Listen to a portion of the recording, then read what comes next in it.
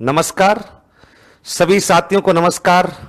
राधे राधे, जय श्री कृष्णा, राम राम। दोस्तों revision classes के अंतर्गत इस सेशन को और आगे बढ़ाते हैं। देखिए नेक्स्ट क्वेश्चन आपके सामने लिखा हुआ है कि निम्नलिखित में से कौन सा मीरा के ग्रंथों में शामिल है। यानी संत शिरोमणि मीराबाई, जिन्हें राजस्थान की राधा कहते हैं, उन्होंने कौन कौन सी बुक्स लिखी है। नीचे कुछ बुक्स के नाम लिखे हुए हैं, उनमें से अपने को देखना है। गीत गोविंद की टिक्का बिल्कुल लिखी है। देखो गीत गोविंद जयदेव की रचना है। गीत गोविंद पर टिक्का कुंभा ने भी लिखी है और गीत गोविंद के ऊपर टिक्का मीरा ने भी लिखी है। बाकी जो मूल गीत गोविंद ग्रंथ है ये जयदेव की रचना है। गीत गोविंद किताब किसकी है तो अपन बताएंगे गीत गोविंद जो किताब है ये जयदेव की किताब है, ध्यान रखना। गीत गोविंद की टिक्का मीरा ने लिखी है। राग गोविंद बिल्कुल लिखी है, राग गोविंद भी लिखी है। सत्य बामाजी नु रूसणो ये भी है। मीरा की गरीबी ये भी है और रुक्मणी मंगल ये भी है। इसका मतलब सारी की सारी ये एक दो किताब और है। नरसी मेहतारी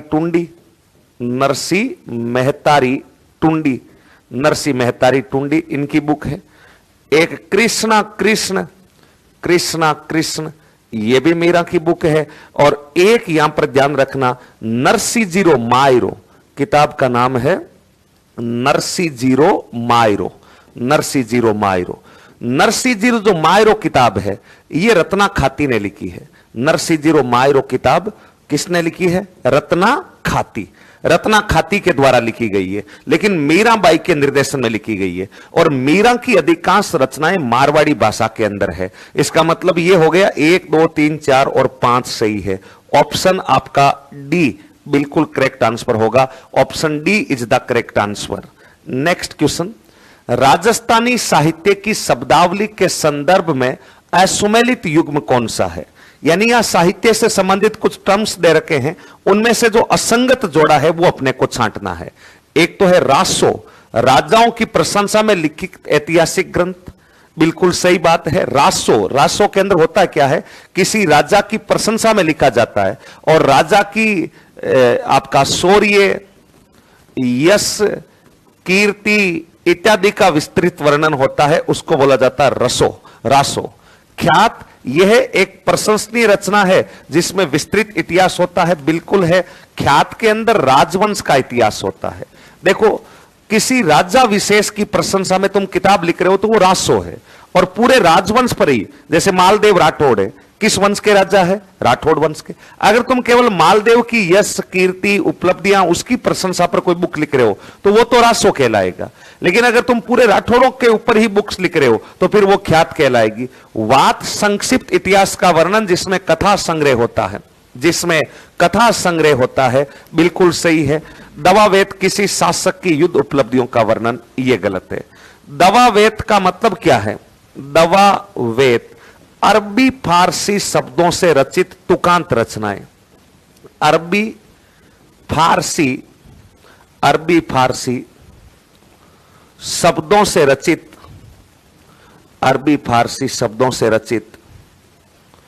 तुकांत रचनाएं। अरबी फारसी शब्दों से रचित तुकांत रचनाएं, उनको कहते हैं दवावेत। आपका असंगत पूछा है तो डी हो जाएगा।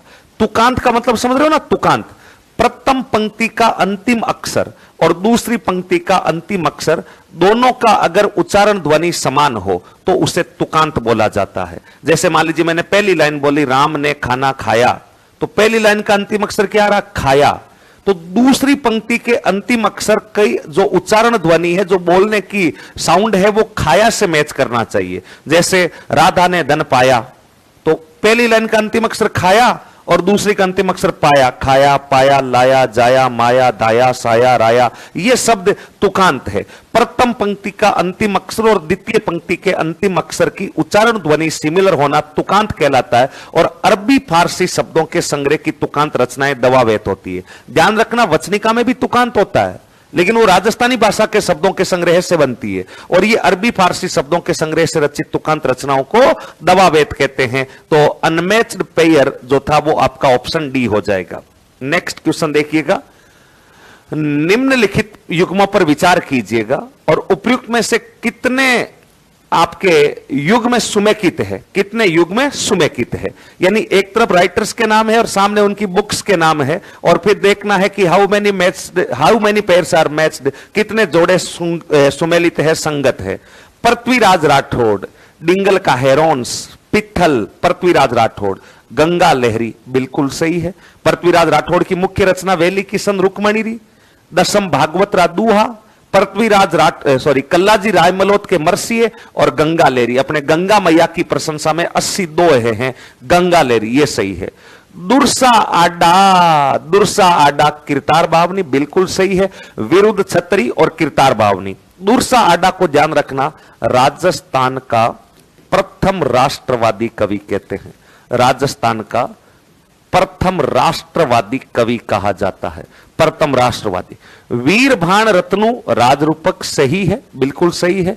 कृपाराम खिड़िया सूरज प्रकाश नहीं, कृपाराम खिड़िया तो राजियारा सोरटा। कस्तूरी काली गणी पर कांटा तुले, शक्कर गणी स्वरूप पर रोड़ा तुले रे राजिया।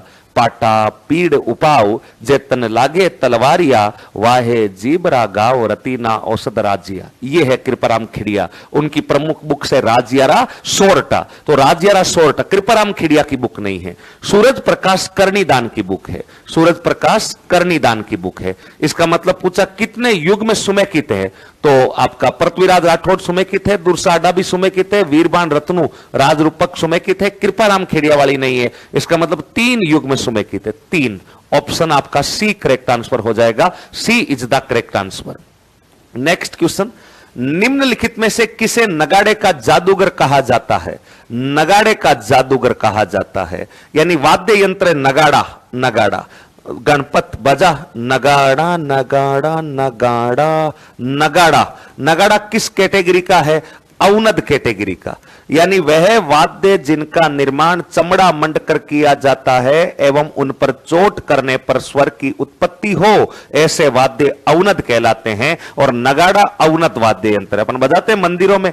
बाजे छे नौबत बाजा मारा डिगीपुरी का राजा, बाजे छे नौबत बाजा। नौबत नगाड़े से थोड़ा सा बड़ा रूप होता है, उसको बोलते हैं नौबत। तो नगाड़ा औनद वाद्य यंत्र है।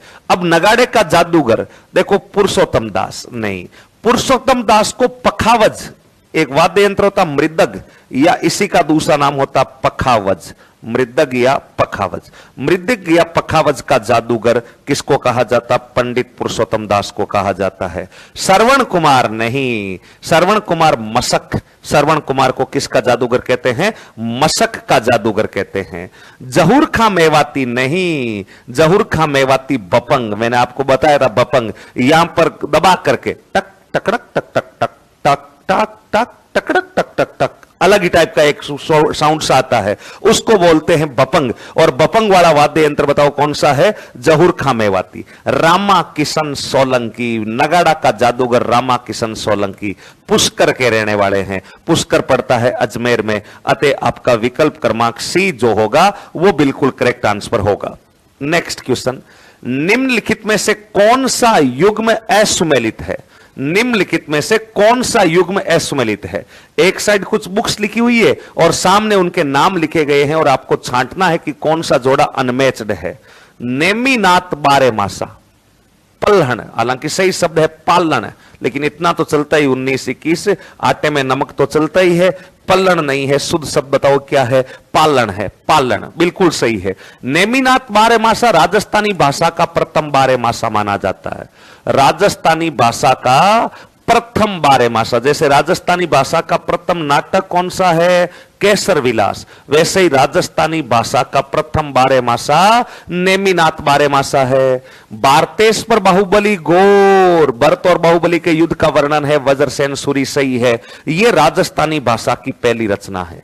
ऑल ओवर राजस्थानी भाषा की प्रथम रचना अगर आपसे पूछे तो राजस्थानी भाषा की प्रथम रचना भारतेश्वर बाहुबली गौर होगा, वज्रसेन सूरी के द्वारा लिखा गया था।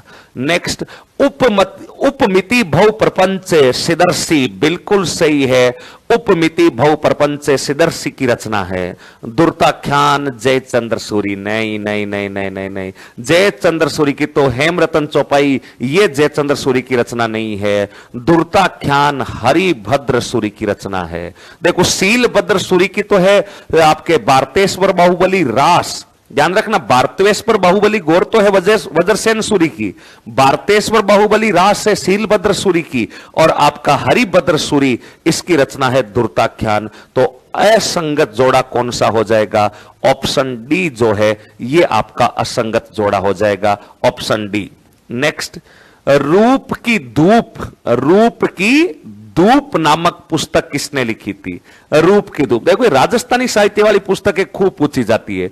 एक तो बार बार पूछा जा रहा है कि बारीक बात, याद रखना ये जो इंपॉर्टेंट बातें हैं, बारीक बात, तीखी धार, तीखी धार, तीखी धार, ये कथा संग्रह किसका है?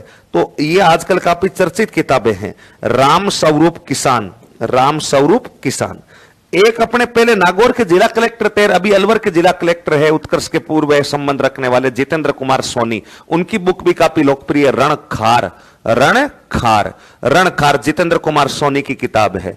एक चांद मेरा है, ये काफी चर्चित बुक हुई राजस्थानी भाषा की, क्योंकि आपके रूप की धूप ये भी चर्चित बुक है, तो ध्यान रखना। हां, चांद मेरा हरिराम मीणा की किताब है। एक बरखा बीननी, राजस्थान में बीननी की तुलना बरसात से की गई है। जैसे अपने गांव में कोई नई नवेली बीननी आती है तो क्या वो अपने को रोज रोज दर्शन दे जाती है? क्या रोज रोज नजर आ जाती है? क्या नहीं आती। और राजस्थान में क्या बरसात रोज आती है? नहीं।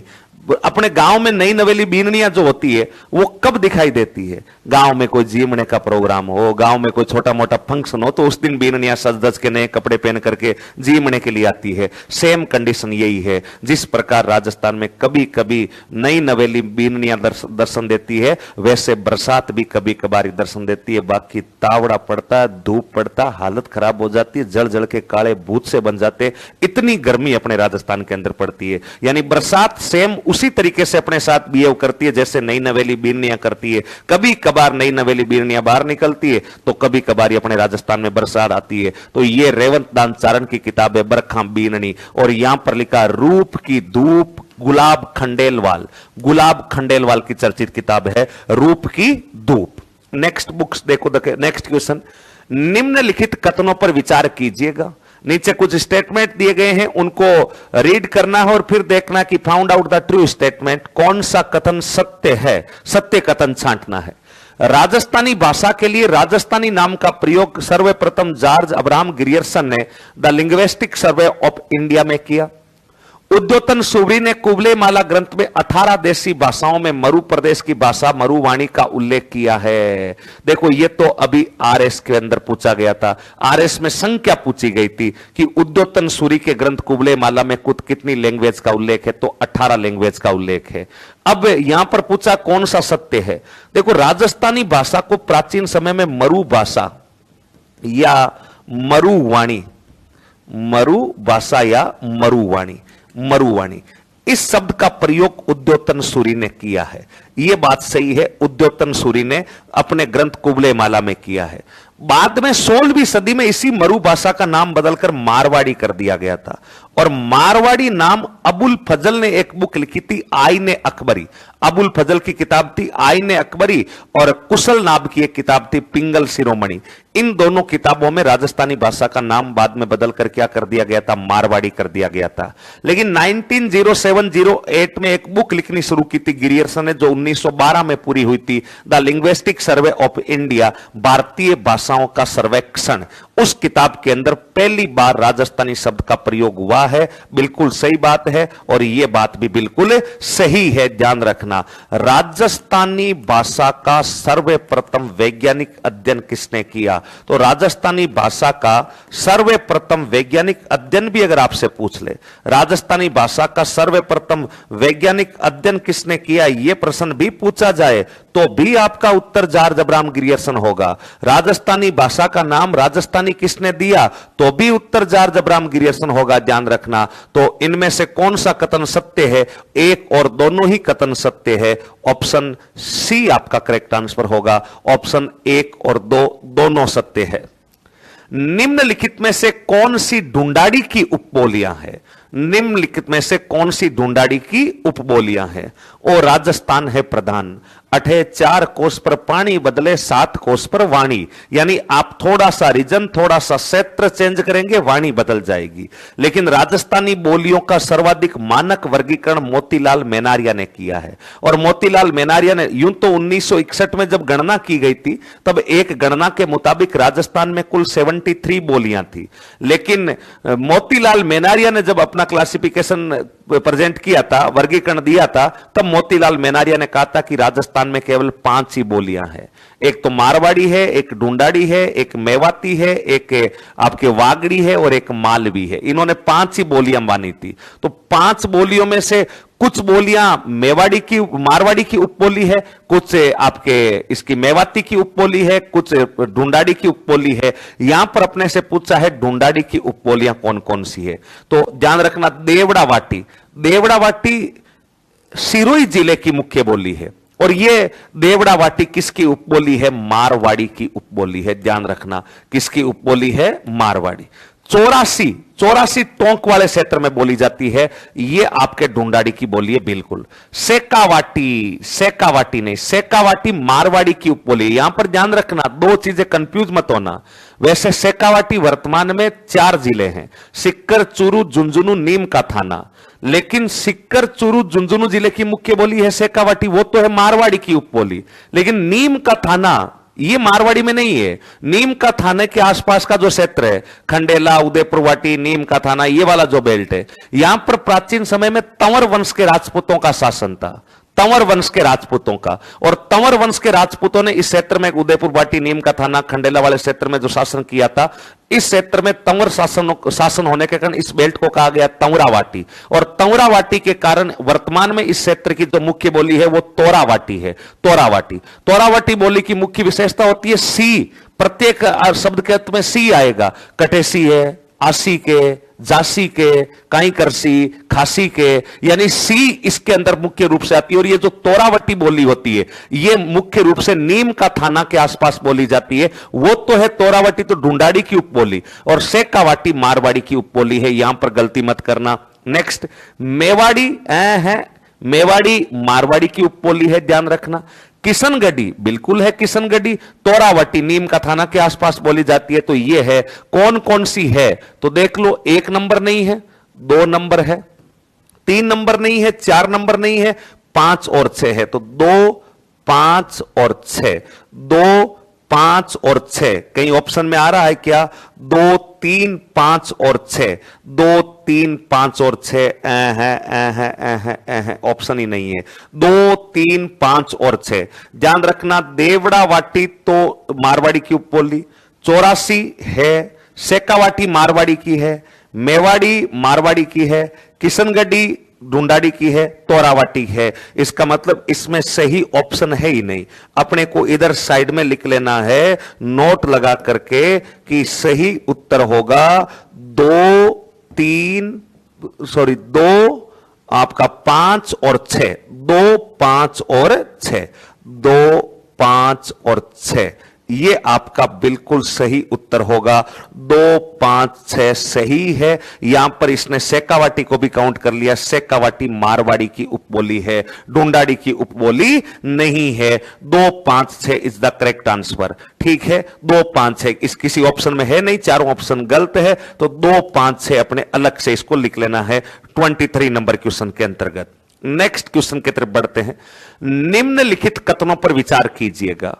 संत गौरीबाई को राजस्थान की दूसरी मीरा एवं संत रानाबाई को वागड़ की मीरा कहा जाता है। संत दयाबाई द्वारा दया, बोध व विनय मल्लिका ग्रंथ की रचना की गई। संत गंगाबाई गोस्वामी विठलनाथ जी की शिष्या थी। उपयुक्त में से कौन सा कथन सत्य है? उपयुक्त में से कौन सा कथन सत्य है? देखो, आप जब आरएस के प्री का एग्जाम देने जाएं तो 2, 3, 4 बातों का विशेष ध्यान रखें। एक तो साहित्य वाली जो यूनिट है, लिटरेचर वाली जो यूनिट है, बुक्स वगैरह, ये अगर जो अपनी चर्चित बुक्स वगैरह, उनका राइटर आपको आना ही चाहिए, क्योंकि एक दो क्वेश्चन प्री के एग्जाम में पुस्तकों के आते ही आते हैं। और दूसरा, लिटरेचर का अगर कोई लेटेस्ट करंट पुरस्कार मिला हुआ है, जैसे अभी भाषा साहित्य अकादमी उदयपुर ने मीरा पुरस्कार रतन कुमार सांबरिया को दिया सांप उपन्यास के लिए, तो आपको सांप किताब किसकी, उसका राइटर भी आना चाहिए, और वो किताब सुर्खियों में क्यों है, क्योंकि उसे मीरा पुरस्कार मिला है। जैसे कि आपके गजय सिंह राजपुरोहित, उनकी रचना है पड़कती प्रीत, उसके लिए भारत सरकार का जो केंद्रीय साहित्य अकादमी पुरस्कार मिला है, तो पड़कती प्रीत वाला ये आपको याद रखना है। एक आपको याद रखना, जैसे मनमोहन यादव की किताब है कुदरत सु कुचमाद, उसके लिए उसे सूर्यमल मिशन पुरस्कार मिला है। तो ये एक तो करंट वाले पुरस्कार, और दूसरा ये जो महिला संत है, मीरा, राना, कर्मा, गौरी, ये महिला संत, इनमें से भी सबसे ज्यादा प्रश्न आते हैं। तो महिला संतों के बारे में तो कम से कम आपको बेसिक इंफॉर्मेशन तो आनी चाहिए। संत गौरीबाई को राजस्थान की दूसरी मीरा, कहां से कह दोगे तुम गौरीबाई को राजस्थान की दूसरी मीरा?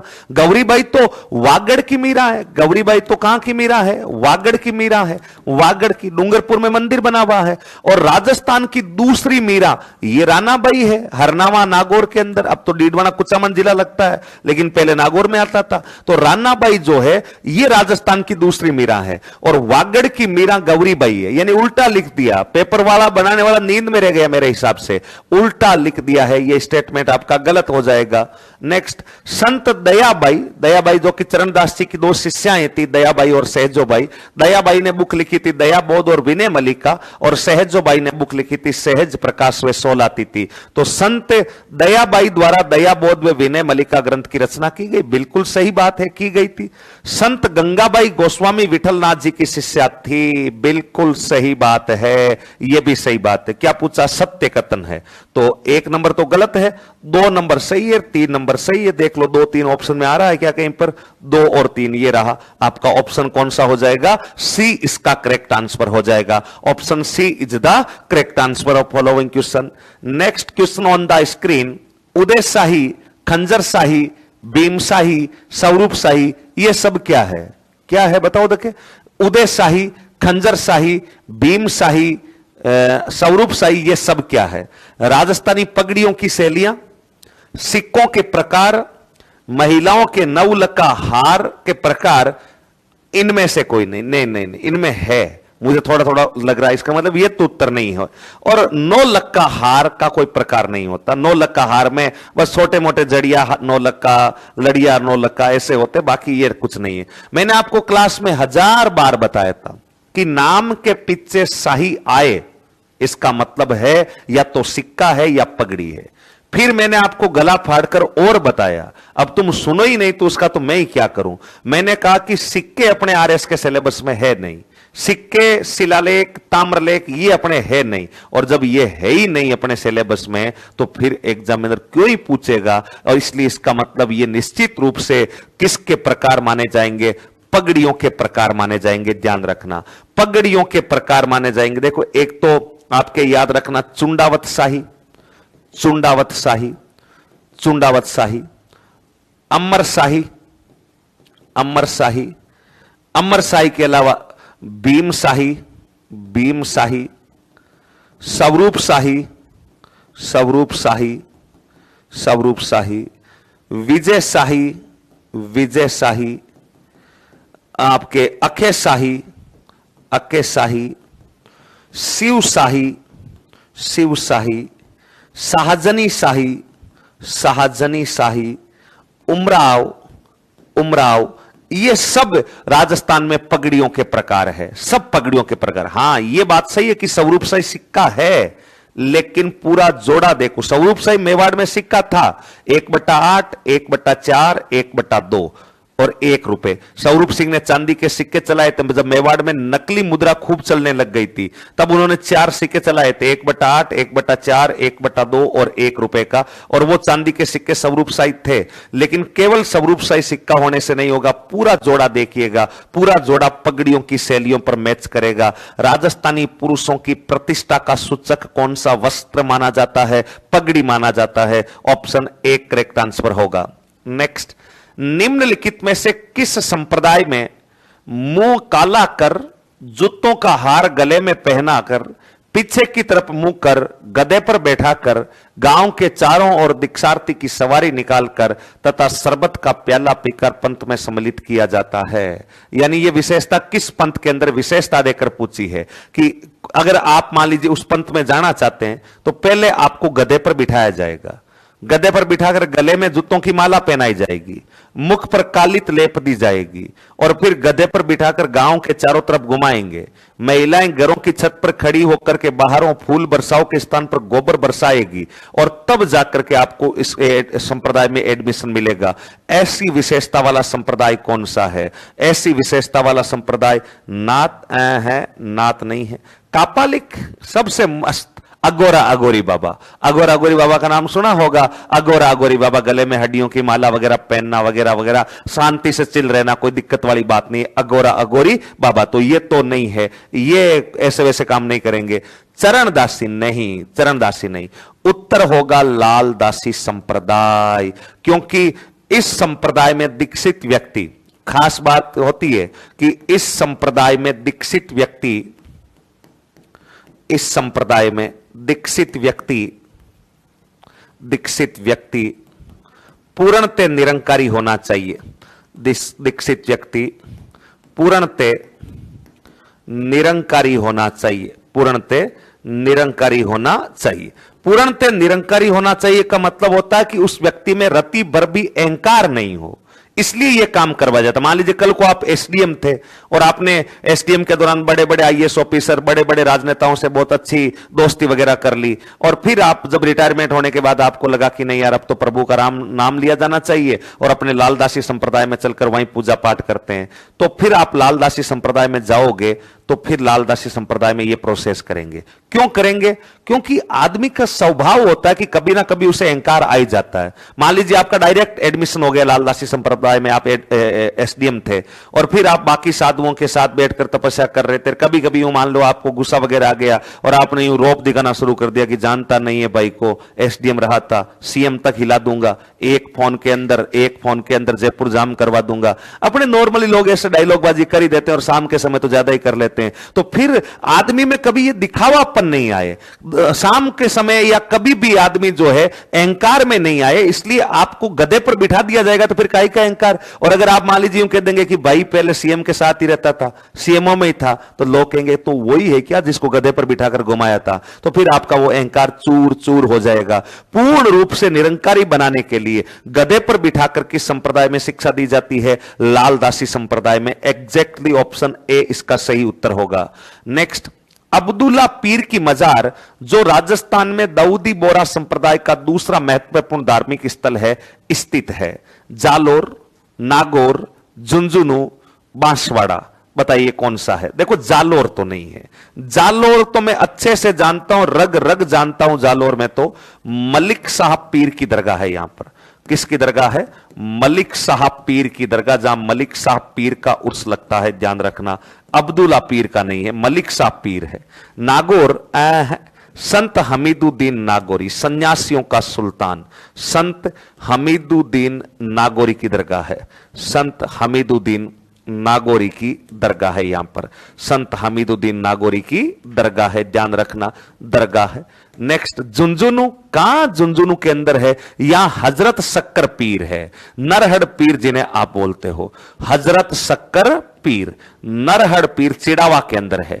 हजरत शक्कर पीर या इसी को अपन बोल देते हैं नरहड़ पीर। नरहड़ पीर का जो दरगाह वगैरह है वो कहां पर है? चिड़ावा, जहां लालचंद हलवाई के पेड़े फेमस है। चिड़ावा लालचंद हलवाई पेड़े वाला, नारसिंह हलवाई पेड़े वाला। चिड़ावा बताओ कहां पर पड़ता है? झुंझुनू के अंदर पड़ता है। तो फिर उत्तर क्या होगा? बांसवाड़ा। बिल्कुल सही उत्तर होगा बांसवाड़ा, जो दाऊदी बोरा संप्रदाय से संबंध रखता है। दाऊदी बोरा, देखो यहां पर दाऊदी बोरा संप्रदाय का प्रथम महत्वपूर्ण स्थल, दाऊदी संप्रदाय का सर्वाधिक महत्वपूर्ण स्थल, संप्रदाय का प्रथम महत्वपूर्ण स्थल यह है गलियाकोट। कौन सा है? गलियाकोट, महत्वपूर्ण स्थल गलियाकोट, जहां पीर फखरुद्दीन की मजार बनी हुई है। गलियाकोट नाम की जगह कहां पर पड़ती है? डूंगरपुर के अंदर। यहां पीर फखरुद्दीन की मजार बनी हुई है। यहां दाऊदी बोहरा संप्रदाय का सबसे महत्वपूर्ण उर्स लगता है। और दूसरा आपके अब्दुल्ला पीर की मजार, यह ध्यान रखना, भगवानपुरा नाम का कोई गांव है बांसवाड़ा में, वहां पर है। यह इनका दूसरा महत्वपूर्ण, और पहला गलियाकोट है। तो आपका ऑप्शन क्रमांक कौन सा हो जाएगा? डी इसका बिल्कुल करेक्ट आंसर हो जाएगा। नेक्स्ट क्वेश्चन देखे, निम्नलिखित कथनों पर विचार कीजिएगा। नीचे कुछ स्टेटमेंट दिए गए हैं, उन पर विचार करना है। ढोल नृत्य जो है जालोर का प्रसिद्ध है, जो विवाह के अवसर पर माली, ढोली, सरगड़ा और भील जाति के पुरुषों द्वारा किया जाता है। मेवाड़ क्षेत्र में किया जाने वाला गौरी नृत्य भील जनजाति का प्रसिद्ध नृत्य, जो सावन भाद्रपद माह में मांदल और थाली वाद्य यंत्रों के साथ किया जाता है। उपयुक्त में से कौन सा कथन सत्य है? कौन सा कथन सत्य है? ट्रू स्टेटमेंट अपने को छांटना है। तो देखो, सबसे पहला ढोल, रंगीलो मारो ढोल ना, ढोल ना, वो ढोल नहीं है, ये अलग है। ढोल नृत्य बेसिकली नए जिलों के अकॉर्डिंग देखा जाए तो सांचौर का फेमस है।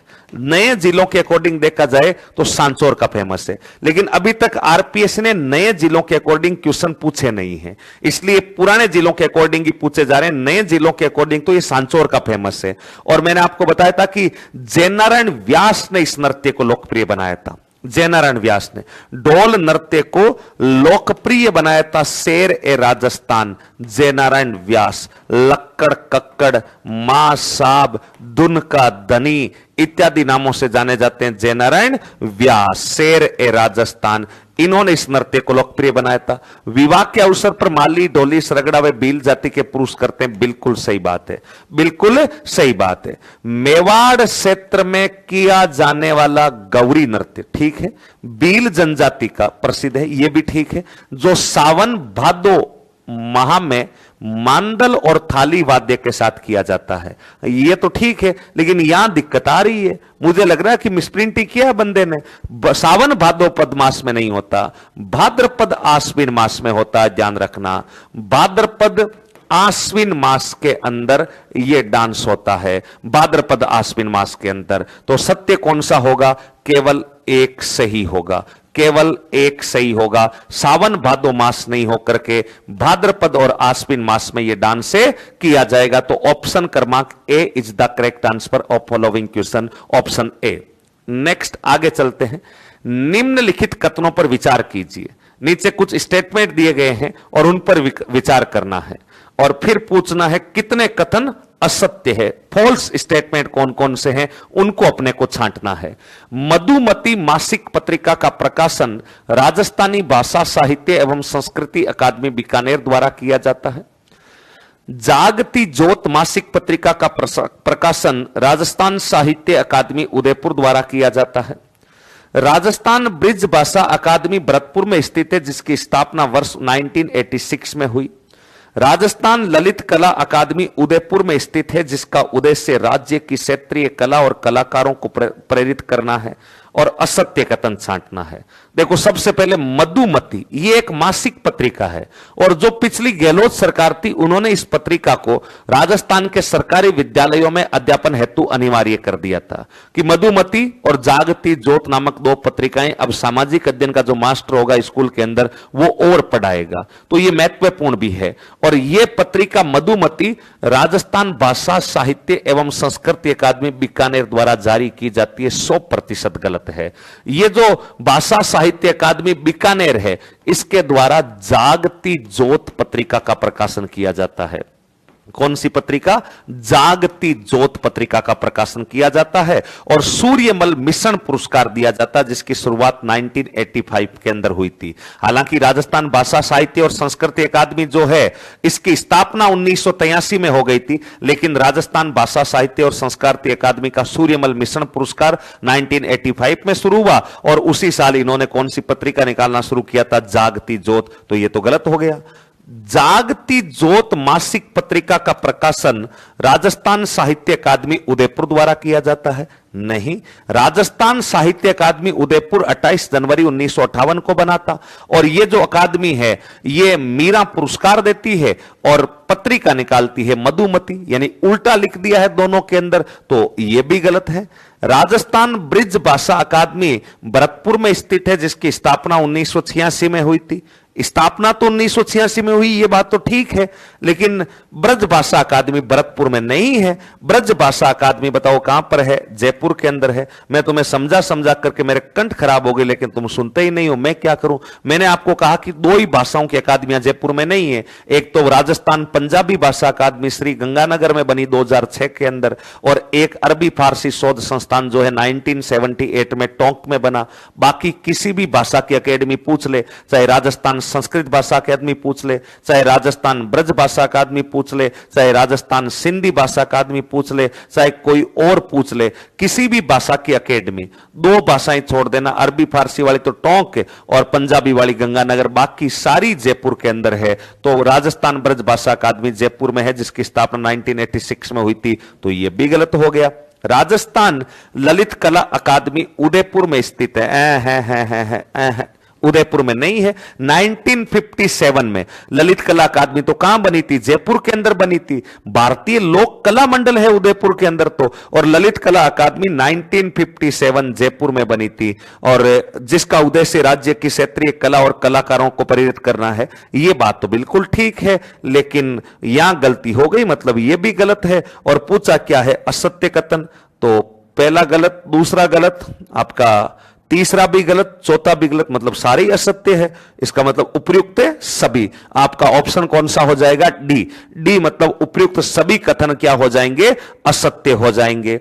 नेक्स्ट, निम्नलिखित युग्मों पर विचार कीजिए और कौन सा युग्म असत्य है वो आपको छांटना है। कौन सा युग्म असत्य है? राजस्थानी शोध संस्थान जोधपुर के अंदर है, एक तो राजस्थान संगीत नाटक अकादमी और एक राजस्थानी शोध संस्थान, ये दोनों जोधपुर में है, सही बात है। राजस्थानी भाषा साहित्य एवं संस्कृति अकादमी बीकानेर, अभी अभी तो बताया था भाई साहब। राजस्थानी भाषा साहित्य एवं संस्कृति अकादमी उसी साल बनी थी जिस साल भारत ने क्रिकेट का पहला विश्व कप जीता था 1983 में। और ये कहां पर बनी हुई है? ये वहीं पर है जहां के भुजिया रसगुल्ले प्रसिद्ध है। उत्तर बताओ क्या होगा? बीकानेर।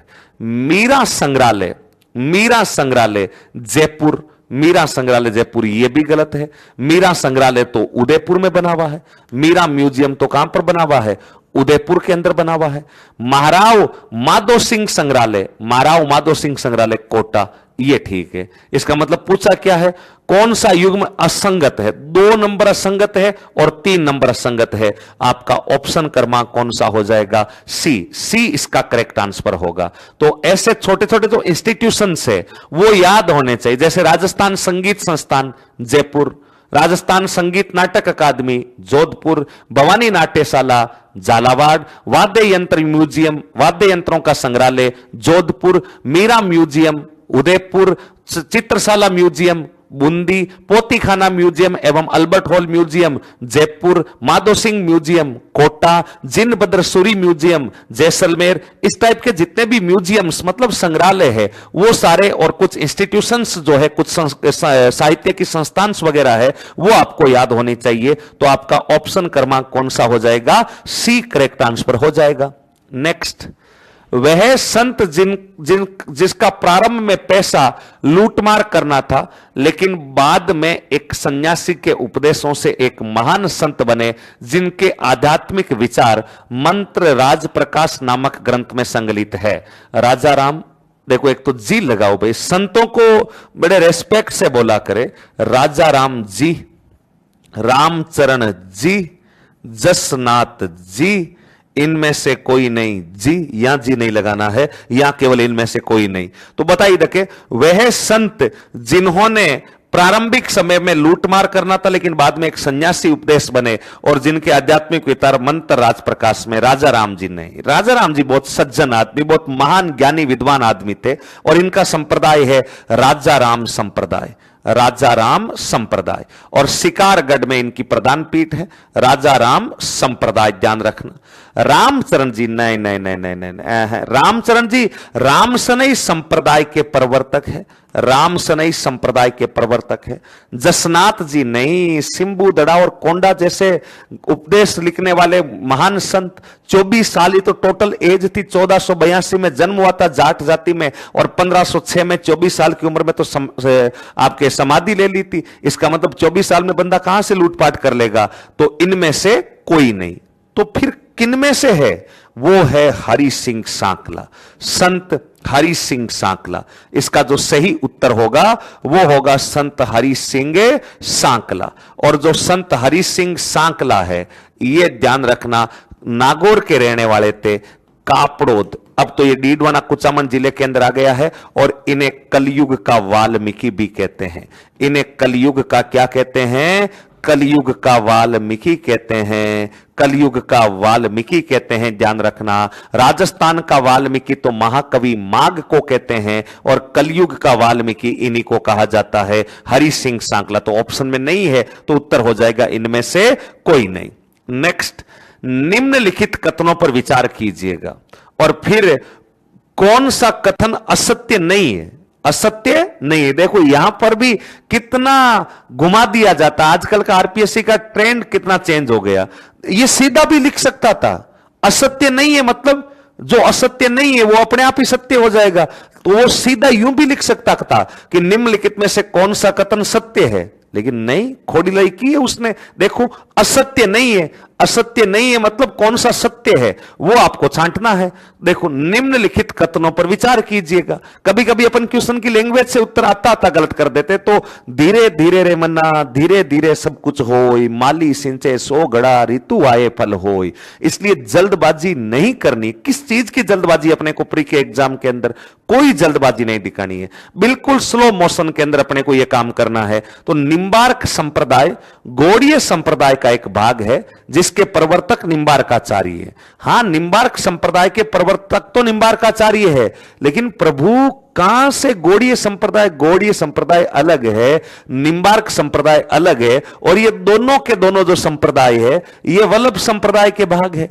दोनों के दोनों संप्रदाय किसके भाग है? वल्लभ संप्रदाय के भाग है। कैसी बात कर रहे हो आप? वल्लभ संप्रदाय, मैंने बताया था कि वल्लभ संप्रदाय के मुख्य 4 भाग, वैष्णव संप्रदाय के मुख्य 4 भाग, उनमें से एक वल्लभ, एक निम्बार्क, एक गौड़ीय और एक रामानंदी। तो फिर निम्बार्क और गौड़ीय, निम्बार्क गौड़ीय का भाग नहीं है, अपितु ये दोनों आपके वैष्णव संप्रदाय के भाग है। दोनों के दोनों किस संप्रदाय के भाग है? वैष्णव संप्रदाय के भाग है, वैष्णव संप्रदाय के भाग है। ये वेदा वेदवादी संप्रदाय है जो द्वैत और अद्वैत दोनों सिद्धांतों को मानता है, दोनों सिद्धांतों को असत्य मानता है, द्वैत और अद्वैत। देखो निम्बार्क संप्रदाय निम्बार्काचार्य ने चलाया था, और निम्बार्काचार्य का जो सिद्धांत था, मैंने आपको याद हो तो 5 सिद्धांत लिखवाए थे। मैंने कहा एक तो विशिष्टाद्वैतवाद, एक शुद्धाद्वैतवाद, एक द्वैताद्वैतवाद या भेदा भेदवाद, और एक केवल द्वैतवाद, और एक अद्वैतवाद। तो उनमें से जो निम्बार्काचार्य का मत था वो द्वैताद्वैत, द्वैताद्वैतवाद का सिद्धांत था। द्वैताद्वैतवाद, या इसी को अपन बोलते हैं भेदा भेद, भेदा भेद। या इसको मैं संधि विच्छेद करूं तो भेद धन अभेद, दीर्घ संधि होगी। और यहां पर मैं संधि करूं तो द्वैत धन अद्वैत, द्वैत धन अद्वैत, द्वैता द्वैत। तो ये तो द्वैत और अद्वैत दोनों को सही मानते हैं निम्बार्काचार्य, और ये कह रहे हैं कि असत्य मानता, मतलब ये भी गलत है और ये भी गलत है। तो कौन सा कथन सत्य है? यानी इसने क्वेश्चन पूछा तो कौन सा कथन सत्य नहीं है, लेकिन कौन सा कथन असत्य नहीं है, मतलब असत्य नहीं है मतलब सत्य है। कौन सा कथन सत्य है? तो ना तो 1 है और ना ही 2 है। इसका मतलब ऑप्शन कौन सा हो जाएगा? डी हो जाएगा। नेक्स्ट क्वेश्चन, वित्तीय चित्रण के संदर्भ में निम्नलिखित युग्मों पर विचार कीजिएगा, और नीचे दिए गए स्टेटमेंट को पढ़ना है और सही उत्तर का चुनाव करना है कि कौन सा उत्तर सही है। मैं पानी पी रहा हूं तब तक तो रिप्लाई आ ही जाना चाहिए कि कौन सा उत्तर सही है।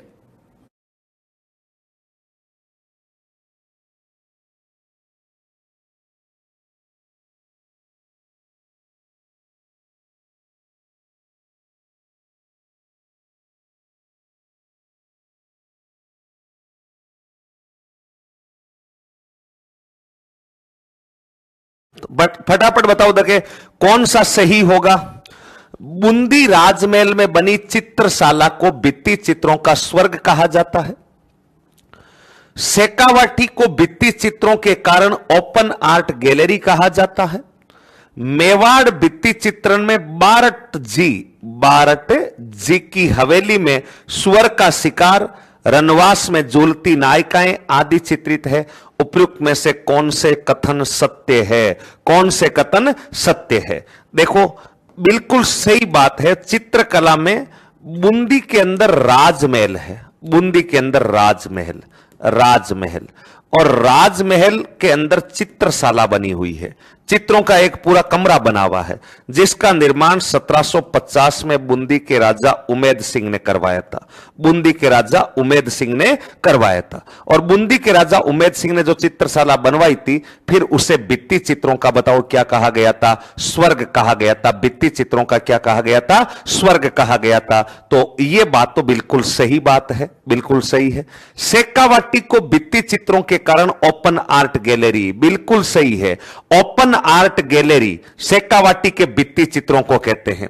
शेखावाटी चित्रशैली, शेखावाटी चित्रशैली में बात याद क्या रखनी है?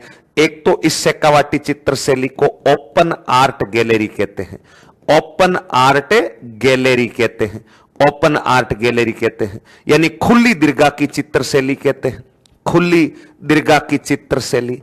और एक याद रखना, शेखावाटी चित्रशैली के चित्रों का मुख्य विषय क्या है? जैसे कृष्ण लीला किस शैली का मुख्य विषय है? मेवाड़। वैसे ही शेखावाटी शैली की चित्रशैली का मुख्य विषय है लोक जीवन की झांकी, लोक जीवन की झांकी। ये शेखावाटी शैली के चित्रों का बताओ क्या है? मुख्य विषय है। तो शेखावाटी को भित्ति चित्रों के कारण ओपन आर्ट गैलरी कहते हैं। मेवाड़ भित्ति चित्रण में बारट की हवेली, सुअर का शिकार, रनवास में झूलती नायिकाएं आदि चित्रित है। मतलब ये भी सही है, ध्यान रखना। इसका मतलब कौन सा कथन सत्य है? तो 1, 2 और 3 मतलब उपयुक्त सभी सत्य है, उपयुक्त सभी सत्य है। बिल्कुल सही उत्तर होगा, उपयुक्त सभी सत्य होगा। नेक्स्ट क्वेश्चन देखिएगा। सूची 1 को सूची 2 से सुमेलित कीजिएगा। सूची 1 को सूची 2 से सुमेलित करना है और सुमेलित करके देखना है। सूची 1 को सूची 2 से सुमेलित कीजिए। एक तरफ आभूषण है और एक तरफ आपके अंगों के नाम लिखे हुए हैं। अब इनमें से मैं क्या ही समझाऊं आपको, बताओ। सीधे सीधे आभूषण है, याद रखने हैं। बाकी मैंने आपको ट्रिक बताई दी थी, कमर के आभूषण, कमर रो, कंदोरो, गड़ा, इस टाइप से ट्रिक बताई होगी। बाकी अब इनको आइडेंटिफाई करना, आभूषण तो याद ही करने पड़ेंगे। और एक महिला का चित्र है, गूगल से डाउनलोड कर ले और उसको अगर कोई 15-20 दिन एग्जाम से पहले अपने मोबाइल की स्क्रीन पर वॉलपेपर बना ले तो मैं कह रहा हूं सारे आभूषण याद हो जाएंगे, कोई दिक्कत वाली बात ही नहीं। लेकिन वॉलपेपर बना ले कहां से? खुद वाली फोटोओं के पूरा नंबर नहीं आ पा रहा, पेंडिंग में चल रही, किस किस को वॉलपेपर बनाना है। और कई तो इतने महान लोग हैं, दिन में 5-5 बार वॉलपेपर और 6-7 बार डीपी चेंज करते हैं। हे प्रभु, रक्षा करना ऐसे महान लोगों की। तो उनको भी कभी आप जो है वॉलपेपर बना लेंगे तो आप याद कर पाएंगे। लेकिन ठीक है, मैं बता देता हूं। देखो बेसर, कम से कम ऐसे आभूषण तो आइडेंटिफाई कर ही लो। जब बनी ठनी पढ़ रहे थे तो मैंने आपको बताया था कि बनी ठनी के नाक में कौन सा आभूषण है? बेसर। बनी ठनी के नाक में आभूषण कौन सा है? बेसर। इसका मतलब बनी ठनी के नाक का आभूषण बेसर। नाक, नाक कहां पर है? नाक देखो, नाक ये रहा। इसका मतलब ये कंफर्म हो गया कि डी के आगे 3 नंबर आएगा। छांटो, डी के आगे 3 कहां है? यहां डी के आगे 1 है, यहां डी के आगे 2 है। ये तो गलत है। अब ये 2 बचे, या तो उत्तर ए होगा या डी होगा। अकड़म बकड़म बम्बे बो 80 90 पूरा 100 कर दूं क्या? आरएस को एग्जाम है प्रधान, -1/3 होती है और जहां -1/3 होता है बड़े बड़े जो बल्लेबाज होते हैं वो 0 पर आउट होकर के चल जाते हैं। इसलिए ऐसा नहीं। छेड़ियो मां साहब, छेड़ियो तो पढ़ाई नहीं था, कहां पढ़ाया था आपने? खंजरी नहीं याद आ रहा, कोई बात नहीं, दिक्कत कहां है? सब याद आएगा। Tudor, Tudor. मैंने आपको बताया था कि आजा ममता की पायल, रीनू के ही कड़े की फोटो ले, फोटो ले। ट्रिक याद होगी। फोटो, फोटो, टो मतलब टोडर, टो मतलब टोडर, टोडर मतलब पैर, टोडर मतलब पैर, मतलब सी के आगे 2, सी के आगे 2। सी के आगे यहां 2 है और सी के आगे यहां तो 1 है, इसका मतलब ये तो गलती हो गया। और अगला चेक कर ले, छेड़ियों मतलब गला, ए के आगे 4, ए के आगे 4, बी के आगे खंजरी, अब बी के आगे 1 हो जाएगा अपने आप ही। इसका मतलब आपका उत्तर क्रमांक कौन सा हो जाएगा? डी करेक्ट आंसर हो जाएगा। ए में 4 छेड़ियों गले के अंदर, खंजरी हाथ में, टोडरो पैर में और बेसर नाक में, बिल्कुल सही उत्तर होगा। डी के आगे 3 नंबर आ जाएगा, डी के आगे 3 आ गया तो उत्तर आपका कौन सा हो जाएगा? डी, डी करेक्ट आंसर हो जाएगा। चलो आगे बढ़ते हैं, आगे बढ़ते हैं।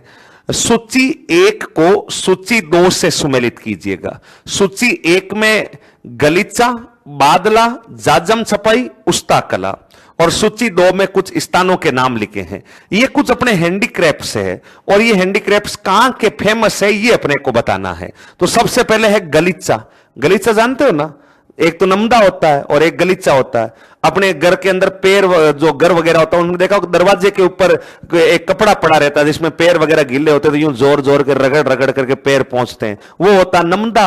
और अगर उसको ऊन से बना दिया जाए, आंगन पर बैठने वगैरह के लिए बिछाया जाए तो गलीचा हो जाएगा। गलीचा मुझे कंफर्म पता है, गलीचा जयपुर का फेमस है। गलीचा कहां का फेमस है? जयपुर का फेमस है। तो ए के आगे तो आ जाएगा 4 नंबर। बादला, बादला का मतलब जानते हो?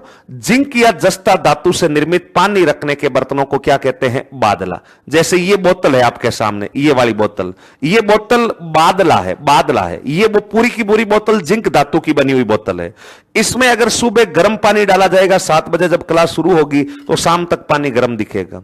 और सुबह अगर बिल्कुल चिल पानी डाला है, इसके अंदर ठंडा पानी डाला है, तो शाम तक ठंडा पानी मिलेगा। अभी मैंने पिया था बिल्कुल कोल्ड, बिल्कुल ठंडा पानी इसके अंदर है। सुबह ठंडा डाला था, अभी तक ठंडा है। यानी जिंक या जस्ता धातु की जो पानी की बोतल होती है, इसमें छोटी बड़ी और भी डिजाइन आती है, तो उनको अपन बोलते हैं बादला। और ये जोधपुर का फेमस है। इसका मतलब बी के आगे कंफर्म बताओ क्या आएगा? बी के आगे आ जाएगा 3 नंबर। बी के आगे 3 नंबर। जाजम छपाई, तो मैंने आपको बताया था, एक तो आजम, एक जाजम और एक दाबू। ये तीनों की तीनों जो प्रिंट है ये आकोला की फेमस है। और आकोला बताओ कहां पर पड़ता है? चित्तौड़गढ़ में। आकोला कहां पर पड़ता है? चित्तौड़गढ़ के अंदर। तो चित्तौड़गढ़ देखो, इसका मतलब सी के आगे कौन सा आ जाएगा? 2 आ जाएगा। उस्ता कला, जिसे अन्य नाम मुनवती कला भी, उस्ता कला का अन्य नाम मुनवती कला। ऊंट की खाल पर स्वर्ण नकाशी का काम या चित्रकारी का काम, यह कहलाता उस्ता कला। यह बीकानेर की हिसामुद्दीन उस्ता फेमस कलाकार है। तो डी के आगे 1 नंबर, यानी 4 3 2 1, 4 3 2 1 किस ऑप्शन में आ जाएगा? डी में आ जाएगा। तो डी आपका बिल्कुल करेक्ट आंसर होगा, डी उत्तर। नेक्स्ट, वैली किशन रुक्मणी, वैली किशन रुक्मणीरी ग्रंथ के संदर्भ में निम्नलिखित कथनों पर विचार कीजिएगा। वैली किशन रुक्मणीरी जो ग्रंथ है, इसके बारे में विचार करना है। और इसके बारे में विचार क्या करना, मैं पहले ही विचार करवा देता हूं आपको 3 4 5 बातें। वैली किशन रुक्मणीरी, वैली किशन रुक्मणीरी, ये जो ग्रंथ है इसको लिखा किसने था? वैली किशन रुक्मणीरी नामक ग्रंथ को लिखा था पृथ्वीराज राठौड़ ने। पृथ्वीराज राठौड़ ने लिखा था, ठीक है। इसका संपादन किसने किया था? एलपी टेसीटोरी ने किया। एलपी टेसीटोरी, यह भी याद रखना, एलपी टेसीटोरी ने किया, ठीक है। कौन सा काव्य है, किस क्या है इसके अंदर? कृष्ण जी एवं रुक्मणी के विवाह का वर्णन है। रुक्मणी विवाह का वर्णन है, रुक्मणी विवाह का वर्णन है। और जहां विवाह वाला वर्णन होगा वहां रस कौन सा होगा? श्रृंगार रस होगा। कौन सा रस होगा? श्रृंगार। डिंगल भाषा में, डिंगल भाषा या इसी को मैं बोल देता हूं उत्तरी मारवाड़ी। कौन सी मारवाड़ी में लिखा गया है? उत्तरी मारवाड़ी के अंदर लिखा गया है। दुर्सा आडा ने इसी ग्रंथ को 5वां वेद और 19वां पुराण कहा है। और कर्नल जेम्स टोड ने इस ग्रंथ को 10,000 घोड़ों का बल कहा है। टोड लिखता है कि अगर कोई इस वैली किशन रुक्मणीरी ग्रंथ को पढ़ लेता है तो उसमें इतनी ताकत आ जाती है जितनी ताकत 10,000 घोड़ों में होती है। इसलिए कभी कभार पढ़ने का मूड हो तो पूरा मत पढ़ लेना, कोई 2-4 पेज ही पढ़ लेना, 2-4 घोड़ों जितनी ताकत आ जाएगी। 10,000 घोड़ों की ताकत किसने कहा था?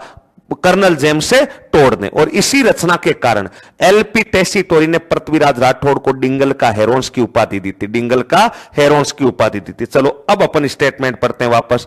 वेली किशन रुक्मणीरी उत्तरी मारवाड़ी भाषा का ग्रंथ है, अभी बता दिया, बिल्कुल है उत्तरी मारवाड़ी भाषा का ग्रंथ। यह डिंगल भाषा में लिखित श्रृंगार काव्य है, बिल्कुल सही है। इस ग्रंथ के रचयिता पृथ्वीराज है, बिल्कुल है। विग्रह राज चतुर्थ के दरबारी कवि थे, नहीं। पृथ्वीराज राठौड़ बीकानेर शासक कल्याणमल के दरबार बेटे हुआ करते थे। पृथ्वीराज राठौड़ ये बीकानेर के थे और विग्रह राज चतुर्थ अजमेर के रहने वाले थे। पृथ्वीराज राठौड़ जो है, पृथ्वीराज राठौड़ बीकानेर के राजा कल्याणमल, और बीकानेर के राजा कल्याणमल के दो बेटे थे, एक का नाम था राय सिंह और एक का नाम था पृथ्वीराज। तो पृथ्वीराज उनके थे, तो ये गलत हो जाएगा। कौन से कथन सत्य है? तो 1 और 2। कौन से ऑप्शन में आ रहा है? बी में आ रहा है, तो ऑप्शन बी इसका करेक्ट आंसर हो जाएगा। नेक्स्ट अगले क्वेश्चन की तरफ बढ़ते हैं। सूची 1 को सूची 2 से सुमेकित करो। एक साइड कुछ वस्त्र है और दूसरी साइड आपके वस्त्रों के नाम है और दूसरी साइड जो है उनके कुछ अन्य नाम वगैरह है। तो आपको पहचानना है कि कौन सा क्या है। देखो, फालिया, पछेवड़ा, ताराबांत, अंगरखी। सबसे पहले लिखा हुआ अंगरखी। अंगरखी समझते हो?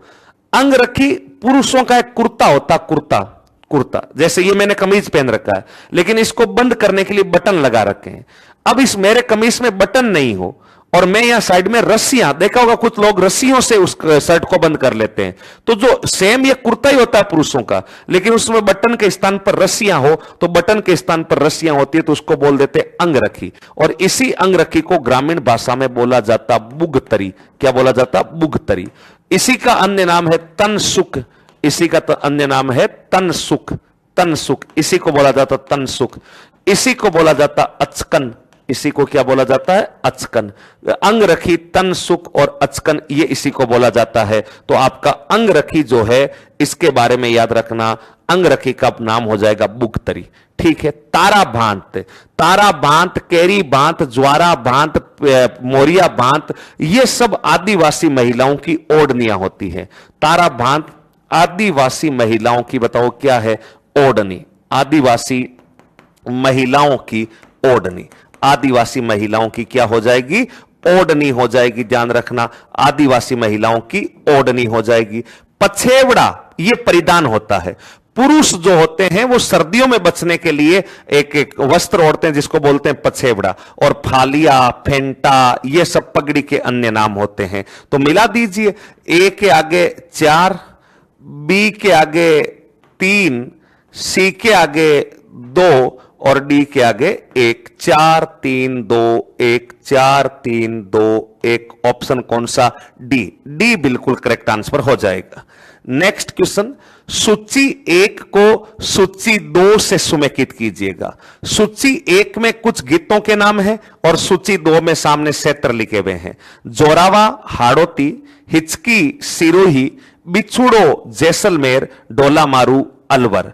और कौन सा जोड़ा मैच कर रहा है, यह आपको छांटना है। कौन सा गीत किस क्षेत्र में गाया जा रहा है? तो जोरावा यह एक विरह गीत है। विरह मतलब किसी की याद में गाया जाता है। और मैंने आपको बताया कि जोरावा किस क्षेत्र का फेमस गीत है? जैसलमेर का प्रसिद्ध गीत है। जोरावा जैसलमेर का प्रसिद्ध। मन्ने आवे डोला हिचकी, मन्ने आवे डोला हिचकी, किसी की याद में गाया जाने वाला गीत होता है हिचकी। और हिचकी किस क्षेत्र का गीत है? मेवात क्षेत्र का गीत है। हिचकी किस क्षेत्र का गीत है? मेवात क्षेत्र यानी अलवर। हिचकी का मतलब अलवर, जोरावा मतलब हिचकी मतलब अलवर, मेवात मतलब अलवर, जोरावा मतलब जैसलमेर। मैं तो मरी होती राज खाग्यो बेरी बिछुड़ो, बिछुड़ो बिछुड़ो बिछुड़ो बिछुड़ो। बिछुड़ो बताओ कहां का है? हाड़ोती का है। हाड़ोती का है। डोला मारू, डोला मारू डाडी जाति के लोग आते हैं सिरोई के अंदर। और बता रखा कि डोला नरवर का था, मारू पुंगल की थी। जब विवाह हुआ था तब डोला 3 साल का था, मारू 1.5 साल की थी। तो मिला दो, एक के आगे जोरावा जैसलमेर मतलब 3 नंबर, 3 नंबर। हिचकी अलवर मतलब बी के आगे 4 नंबर, बिछुड़ो के आगे 1 नंबर और डोला मारू के आगे 2 नंबर। यानी 3-4-1-2, 3-4-1-2 किस ऑप्शन में आ रहा है? ऑप्शन सी में आ रहा है। तो आपका करेक्ट जो आंसर होगा वो ऑप्शन सी हो जाएगा। नेक्स्ट, अगला देखो, निम्नलिखित युग्मों पर विचार कीजिएगा। एक तरफ साहित्यकार लिखे गए हैं और दूसरी तरफ साहित्यिक रचनाएं लिखी गई है, और फिर पूछा कि उपर्युक्त में से कितने युग्म सुमेलित है? केवल एक युग्म, केवल 2 युग्म, केवल 3 युग्म, या सभी युग्म, या अनुत्तरित प्रश्न।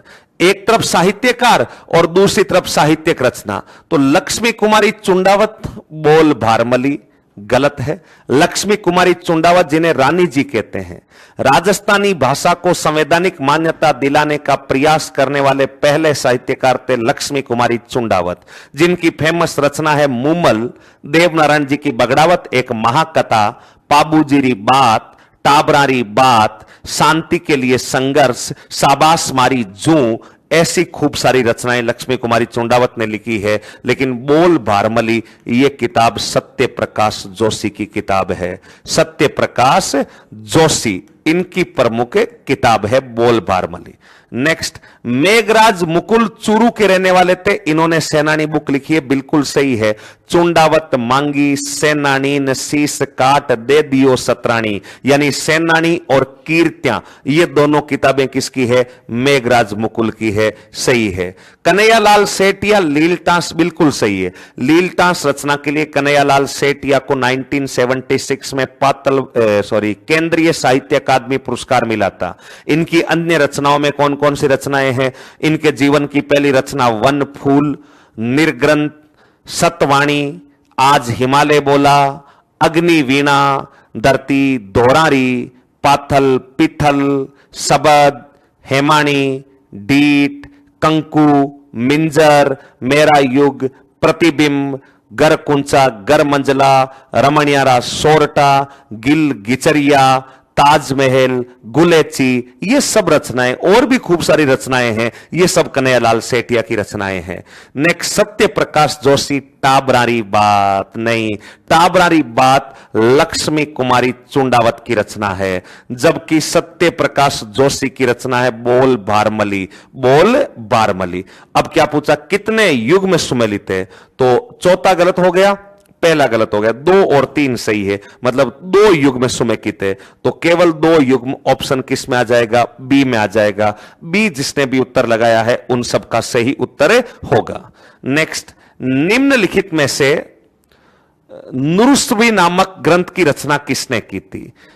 शेख फरीदुद्दीन, ख्वाजा हुसैन नागौरी, काजी हमीदुद्दीन, इनमें से कोई नहीं। अनुत्तरित प्रश्न। तो ये तो इसमें कोई समझने वाली बात ही नहीं, याद रखना है सीधा। नुरुस्तवी नामक ग्रंथ की रचना ख्वाजा हुसैन नागौरी ने की थी। किसने की थी? ख्वाजा हुसैन नागौरी की प्रमुख रचना है नुरुस्तवी नामक, और ये हमीदुद्दीन के वंशज हुआ करते थे। संत हमीदुद्दीन नागौरी के वंश में आया करते थे। संत हमीदुद्दीन नागौरी उनसे संबंध रखते थे। संत हमीदुद्दीन नागौरी से संबंध रखते हैं। और संत हमीदुद्दीन नागौरी, जिन्हें सन्यासियों का क्या बोलते हैं? सुल्तान बोलते हैं। तो ऑप्शन बी करेक्ट आंसर होगा।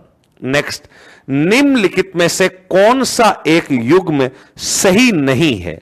कौन सा एक युग्म सही नहीं है? विरुद्ध छतरी कवि दुर्सा आडा, नेत्रंग बुद्ध सिंह, राव बुद्ध सिंह, सुरजन चरित्र कवि चंद्रशेखर, और राज विनोद राज सिंह। बताइएगा कौन सा जोड़ा ठीक नहीं है? विरुद्ध छतरी कवि दुर्सा आडा बिल्कुल सही है। दुर्सा आडा की प्रमुख जो रचना है, एक तो किरतार बावनी, और एक है विरुद्ध छतहरी। ये इनकी प्रमुख रचनाएं हैं, 2 दुर्सा आडा। और राजस्थान के पहले राष्ट्रवादी कवि किसे कहा जाता है? तो अपन बताएंगे दुर्सा आडा को कहा जाता पहले राष्ट्रवादी कवि। नेत्रंग बुद्ध सिंह हाड़ा, बिल्कुल सही बात है। ध्यान रखना, यहीं पर एक किताब है बुद्धि विलास। ये कई दफा आती है। बुद्ध सिंह हाड़ा नाम लिखा हुआ था, बुद्ध सिंह हाड़ा की नहीं है, बुद्धि विलास नामक किताब बख्ताराम साहा की किताब है। बुद्धि विलास नामक किताब बख्ताराम साहा की किताब है, ध्यान रखना, बख्ताराम साहा की। और नेहतरंग बुद्ध सिंह हाड़ा की सही है। सुरजन चरित्र कवि चंद्रशेखर। राज सिंह का राज विनोद नहीं है, राज विनोद सदाशिव भट्ट की प्रमुख रचना है। सदाशिव भट्ट, इन्होंने बुक लिखी थी जिसका नाम था राज विनोद। राज विनोद और राज रत्नाकर। तो आपका गलत उत्तर कौन सा हो जाएगा? ऑप्शन डी जो होगा वो आपका बिल्कुल गलत उत्तर होगा, राज विनोद। नेक्स्ट, सूची 1 को सूची 2 से सुमेलित कीजिएगा। एक तरफ छत्रियां है और सामने स्थान है, और सूची 1 में जितनी भी छत्रियां लिखी हुई है ये शाही परिवार, जो राज परिवार थे उनके शाही शमशान स्थल है। शमशान स्थल भी शाही होते हैं, शमशान स्थल है राज परिवारों के। तो कौन कौन से शमशान स्थल? बड़ा बाग की छत्रियां, ये जैसलमेर राज परिवार से संबंध रखता है, जैसलमेर। सार बाग कोटा, देखो केसर बाग है बूंदी, ध्यान रखना, सार बाग कोटा। और केसर बाग बताओ कहां पर है? बूंदी। सार बाग कोटा और केसर बाग बूंदी। केसर बाग बूंदी, केसर बाग बताओ कहां पर है? बूंदी। केसर विलास बाग बूंदी। आगे गेटोर जयपुर, गेटोर जयपुर। एक याद रखना, आहाड़ की छत्रियां, आहाड़ की छत्रियां, या इन्हीं का दूसरा नाम है महासतियों की छत्रियां। महासतियों की छत्रियां, महासतियों की छत्रियां, यह है आहाड़ में। महासतियों का टिल्ला अलग है। महासतियों का टिल्ला किस सभ्यता को कहा जाता? बागोर सभ्यता को। आहाड़ की छत्रियां, महासतियों की छत्रियां, ये मेवाड़ राज परिवार से है। और एक देवी कुंड की छत्रियां, ये देवी कुंड की छत्रियां बीकानेर राज परिवार से है, बीकानेर राज परिवार से है। तो यहां पर अपने ध्यान रख लो, बड़ा बाग जैसलमेर, सार बाग कोटा, केसर बाग बूंदी, गेटोर जयपुर। मैच कर लो। ए के आगे क्या आएगा? 4 नंबर। ए के आगे 4 नंबर। बी के आगे सारबाग बताओ कहां पर है? कोटा, तो बी के आगे 1 नंबर। सी के आगे केसर विलास बूंदी, सी के आगे आपका आ जाएगा 3 नंबर। और डी के आगे बताओ क्या आ जाएगा? डी के आगे गेटोर, गेटोर कहां गया? जयपुर। सी के आगे क्या आएगा? 2 नंबर। सी के आगे 2 नंबर। और डी के आगे 3 नंबर। तो देख लो 4 1 2 3, 4 1 2 3 कौन से में आ रहा है? 4 1 2 3 ऑप्शन डी में आ रहा है। इसका मतलब उत्तर आपका कौन सा हो जाएगा? ऑप्शन डी करेक्ट उत्तर हो जाएगा।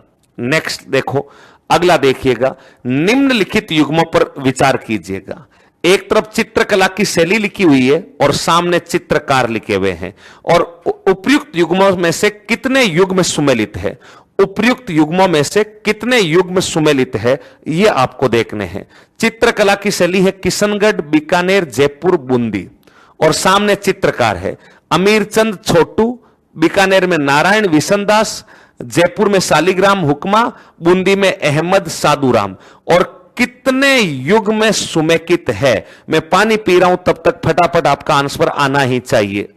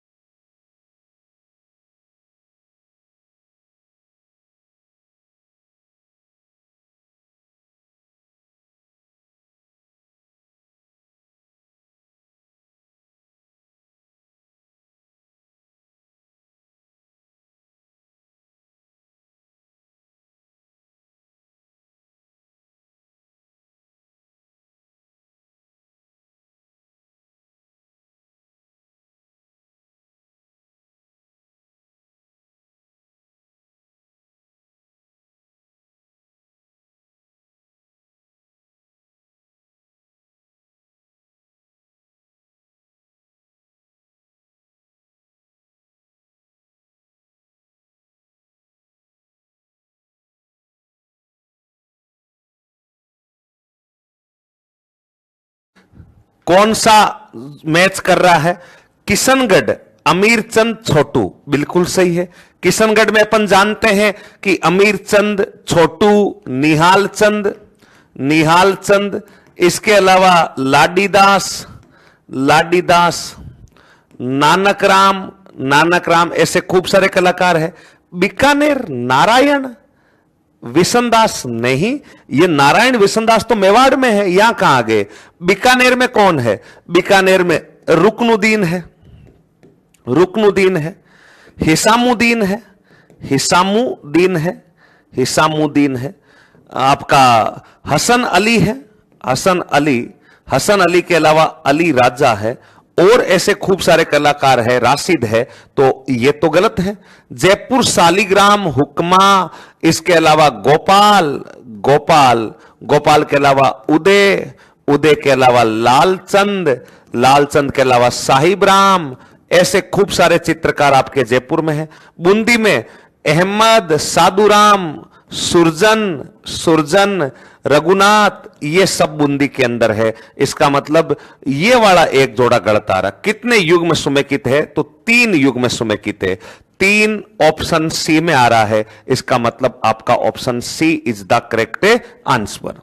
नेक्स्ट क्वेश्चन, निम्नलिखित में से कौन कौन से नृत्यों का संबंध भील जनजाति से है? गौरी, वालर, चक्री, नेजा, केवल 1 और 2, केवल 2 और 3, केवल 2 और 4, केवल 1 और 5, और आगे लिखा हुआ है अनुत्तरित प्रश्न। निम्नलिखित में से भील, भीलों के डांस मैंने आपको बताए थे कि भीलों की गौरी गैरों के युद्ध में रम पीकर द्विचक्री घूमी, द्विचक्री घूमी, यानी गौरी, आपका भीलों की गौरी, गौरी के अलावा गैर, युद्ध, रमणी, द्विचक्री, घूमरा, पेजन, पालिनोच, टायरिया, साद, गोसाई, खेल, ये सब नृत्य भीलों में है। अब इनमें से देखो गौरी, बिल्कुल गौरी भीलों का डांस है, भीलों का सबसे प्रमुख डांस है। इसी का दूसरा नाम है राई नृत्य। वालर तो होगा ही नहीं, वालर तो सबसे ज्यादा बार पूछा जाता है कि बिना वाद्य यंत्र, बिना वाद्य यंत्र, बिना वाद्य यंत्र ग्रासिया जनजाति का नृत्य है। बिना वाद्य यंत्र ग्रासिया जनजाति द्वारा, ग्रासिया जनजाति द्वारा आयोजित युगल नृत्य, आयोजित युगल नृत्य, यानी इसे महिला और पुरुष दोनों करते हैं, आयोजित युगल नृत्य। तो ये तो ग्रासियों का है। चक्री, चक्री कंजर जाति का है, कंजर जाति, कंजर जाति। जबकि द्विचक्री, द्विचक्री फर्क है, चक्री कंजर और द्विचक्री भील। शब्द शब्द का खेल है और राजस्थान है प्रधान, अटे सावधानी हटी दुर्घटना घटी। चक्री कंजर और द्विचक्री भील। नेजा बिल्कुल है, होली के अगले दिन किया जाता, इसी का दूसरा नाम है खेल नृत्य। तो 2 नंबर नहीं है, 3 नंबर नहीं, 1 और 4, 1 और 4, 1 और 4 कौन से ऑप्शन में आ रहे हैं? डी में। तो आपका डी बिल्कुल करेक्ट आंसर होगा। नेक्स्ट, निम्नलिखित में से किनका संबंध मांड गायन शैली से है? मांड गायन शैली से अल्लाह जिलाबाई, गौरी देवी, मांगी बाई, रुकमा देवी। देखो मांड गायन मैंने आपको बताया था कि जैसलमेर का प्राचीन नाम था मांड गायन। जैसलमेर क्षेत्र से विकसित एक शैली, जैसलमेर क्षेत्र से विकसित गायन की एक शैली, विकसित गायन की एक शैली, गायन की एक शैली। जैसलमेर क्षेत्र से विकसित होने वाली गाने की एक शैली है जिसका नाम है मांड। महफिलों वगैरह में गाए जाते हैं। कौन सी मांड गायन की प्रसिद्ध कलाकार है? अल्लाह जिलाबाई बिल्कुल है, बीकानेर की है अल्लाह जिलाबाई। और अल्लाह जिलाबाई को ध्यान रखना, मरुभूमि की कोकिला कहते हैं। मरुभूमि की क्या बोला जाता है? कोकिला बोला जाता है। मरुभूमि की कोकिला बोला जाता है। गौरी देवी ये भी बीकानेर की है। गौरी बाई अलग है जो पाली की है, और गौरी देवी बीकानेर। इन्हें राजस्थान की कोकिला कहते हैं, राजस्थान की कोकिला, किसको कहते हैं राजस्थान की कोकिला? गौरी देवी को कहते हैं, ध्यान रखना। मांगी बाई, ये उदयपुर की है मांगी बाई, मांगी बाई उदयपुर। और मांगी बाई जो उदयपुर है, इनको ध्यान रखना। आपने केसरिया बालम, राजस्थान का पहला राज्य गीत केसरिया बालम आवो नी पधारो मारे देश, इस केसरिया बालम को प्रथम बार गाया था। किसने गाया था? मांगी बाई। कहां की है? उदयपुर। ये भी मांड गायिका है। और रुक्मा देवी, ये नहीं है, रुक्मा देवी मांगणियार गायन शैली से संबंध रखती है। मांगणियार गायन शैली, मांगणियार गायन शैली की कलाकार है। बाकी ऊपर वाली तीनों मांड की कलाकार है। तो फिर बताओ कौन सा सही होगा? मांड गायन शैली से है तो 1 2 3, 1 2 3, 1 2 3 किस में आ रहा है? बी में आ रहा है। तो आपका करेक्ट आंसर होगा option B, 1 2 3। Next, Jeen Mata के संदर्भ में निम्नलिखित कथनों पर विचार कीजिएगा। और फिर पूछा कौन सा कथन सत्य है? जीण माता चौहानों की कुल देवी है? नहीं, जीण माता चौहानों की इष्ट देवी है। जीण माता चौहानों की इष्ट देवी है। चौहानों की कौन सी देवी? इष्ट देवी है। जीण माता चौहानों की इष्ट देवी है, ध्यान रखना। चौहान अपनी कुल देवी साकमरी माता को मानते हैं, ठीक है। जीण माता का मेला, जीण माता का लक्खी मेला चैत्र शुक्ल अष्टमी को लगता नहीं। जीण माता का मेला नवरात्रा में लगता है, ठीक है, चैत्र मास के नवरात्रा में लगता है, लेकिन चैत्र शुक्ल अष्टमी को जो लक्खी मेला लगता है वो केला देवी का लगता है। चैत्र शुक्ल अष्टमी लक्खी मेला, लक्खी मतलब वह मेला जिसमें लाखों की संख्या में श्रद्धालु आते हैं, उसे बोलते हैं लक्खी मेला। और लक्खी मेला बढ़ता है केला देवी। केला देवी कहां पर है? करौली। लक्खी मेला बनता है केला देवी, केला देवी है आपका करौली में, ठीक है। इनका गीत सबसे लंबा है, बिल्कुल सही है।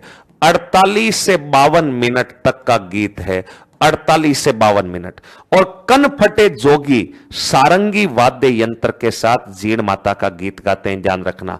कन फटे जोगी सारंगी वाद्य यंत्र के साथ जीण माता का क्या गाते हैं? गीत गाते हैं।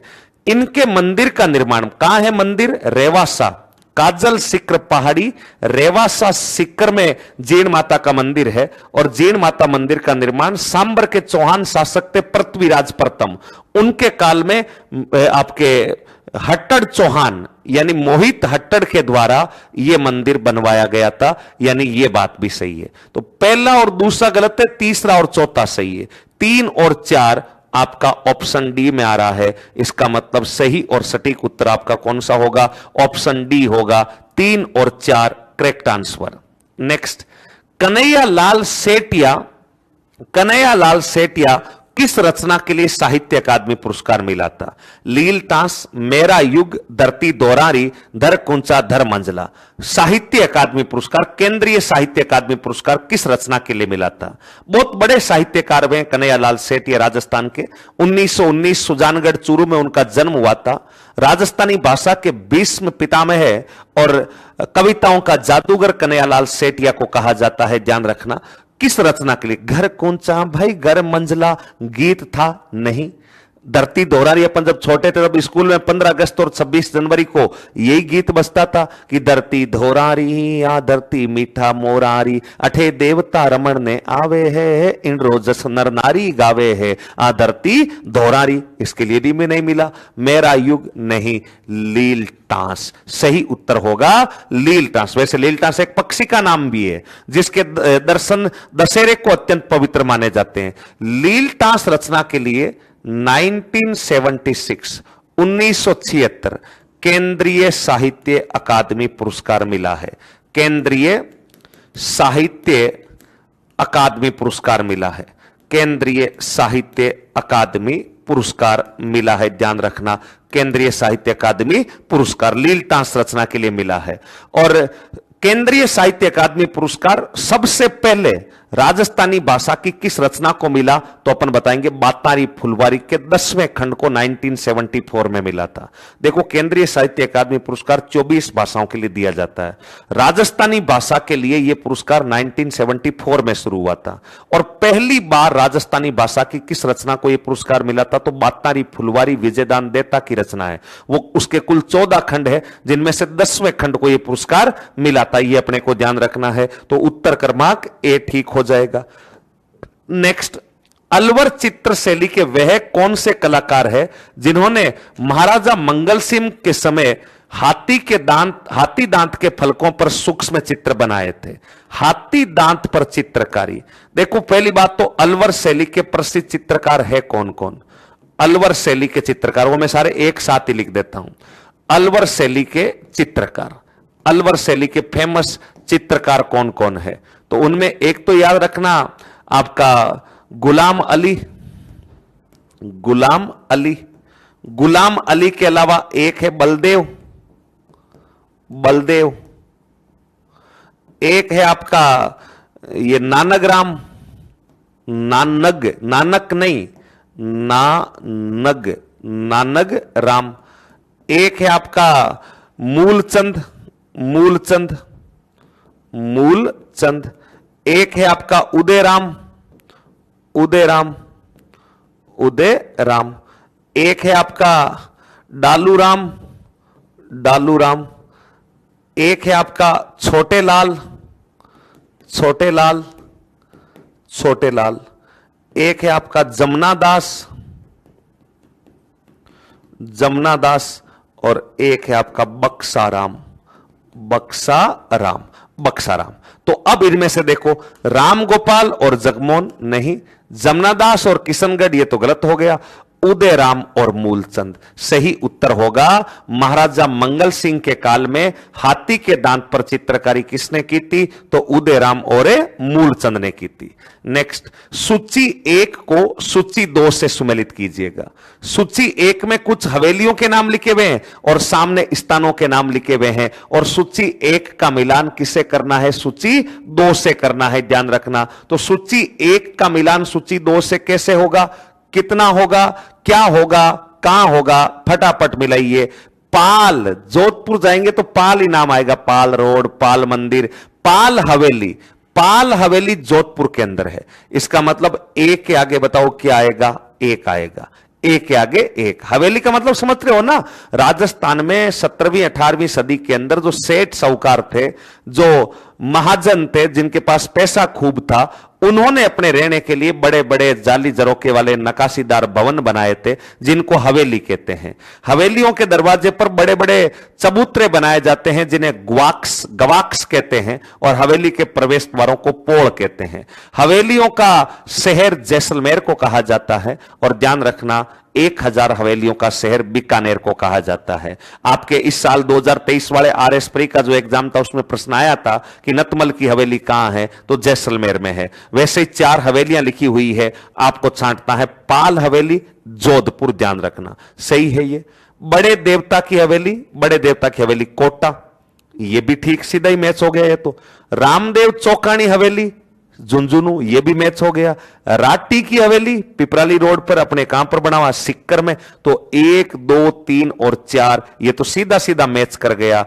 1 2 3 4 बाबा थारी जय जयकार। यहां पर याद रखना, हवेलियों का शहर किसको कहा जाता है, तो हवेलियों का शहर है जैसलमेर। हवेलियों का शहर जैसलमेर। तो उत्तर होगा 1 2 3 और 4। ऑप्शन ए करेक्ट आंसर होगा।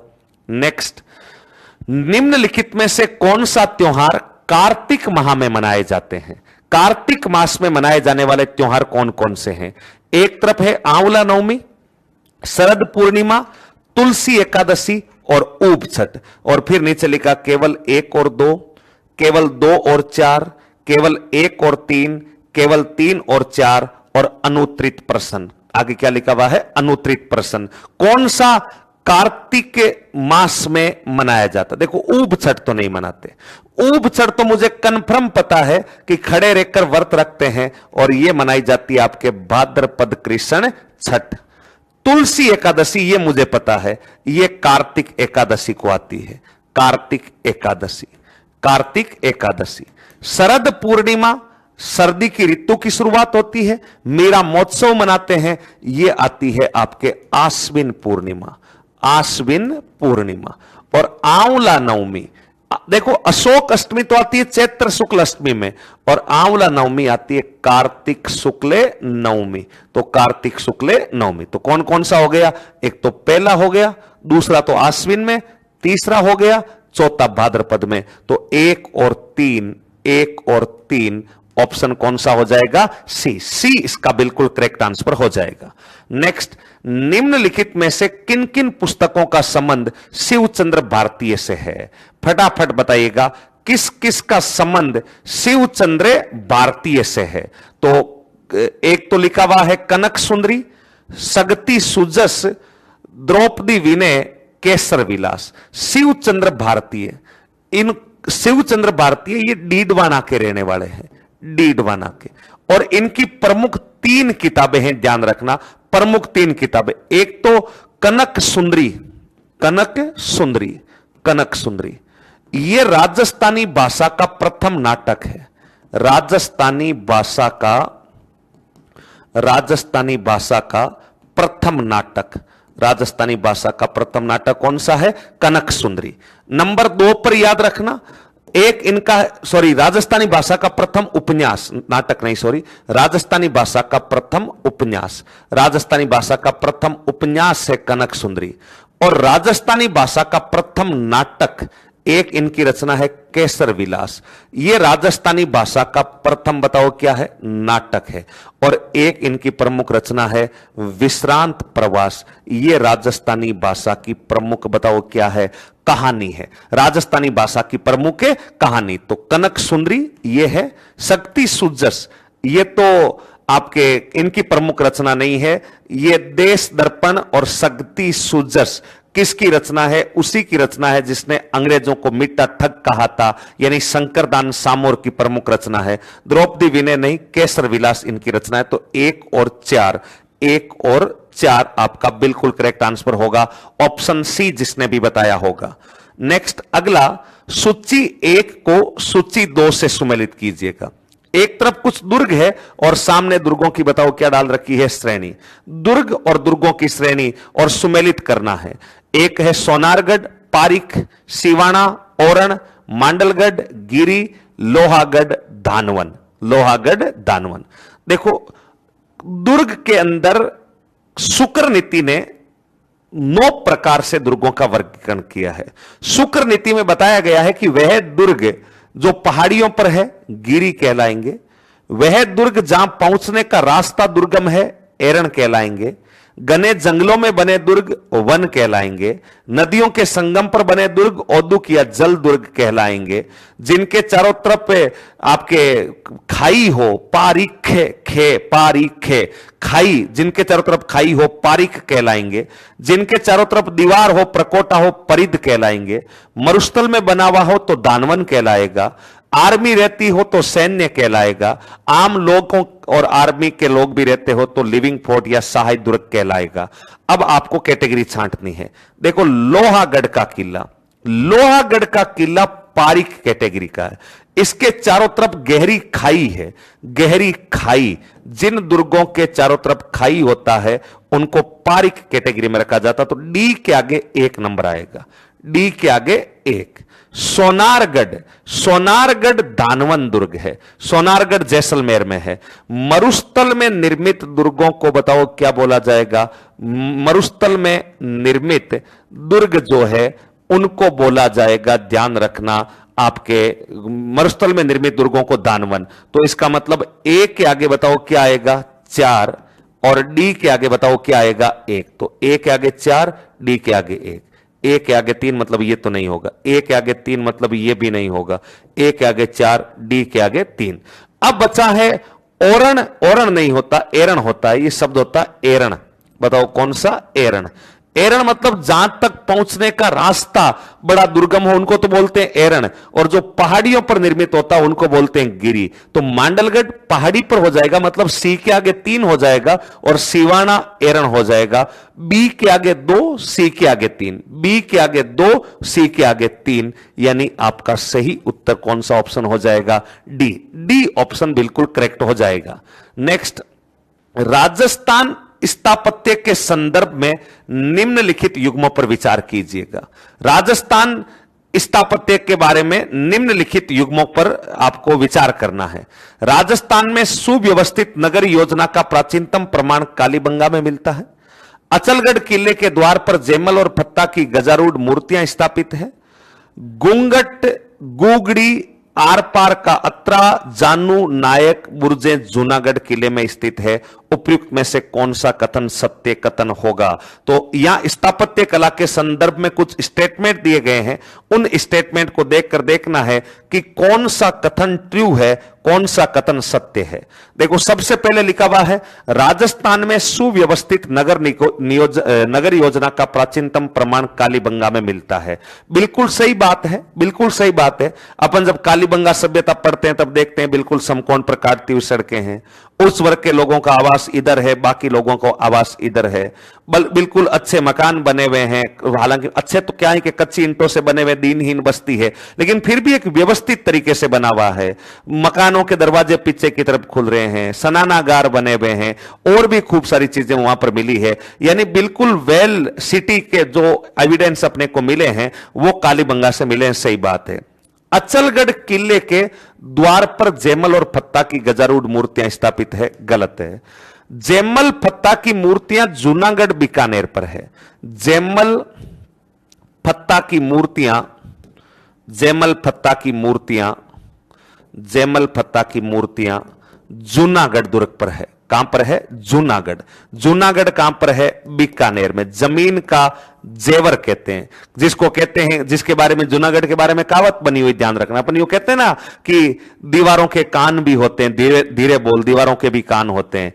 तो इसके बारे में इतिहासकार लिख कर गए हैं कि हमने सुना था कि दीवारों के भी कान होते हैं, लेकिन इस दुर्ग की दीवारें तो बोलती भी है, यानी सुनती तो है भी है लेकिन बोलने का काम भी करती। इतना सुंदर जूनागढ़, वहां पर जयमल फत्ता की मूर्तियां लगी हुई है। गुंगट, गुगड़ी, आर पार का अत्रा, जानू, नायक आदि बुर्जे जूनागढ़ किले की विशेषता है? नहीं है। गुंगट, गुगड़ी, आर पार, जानू, नायक, ये सब जो बुर्जे हैं ये तारागढ़ अजमेर की बुर्जे हैं। तारागढ़ अजमेर की बुर्जे हैं।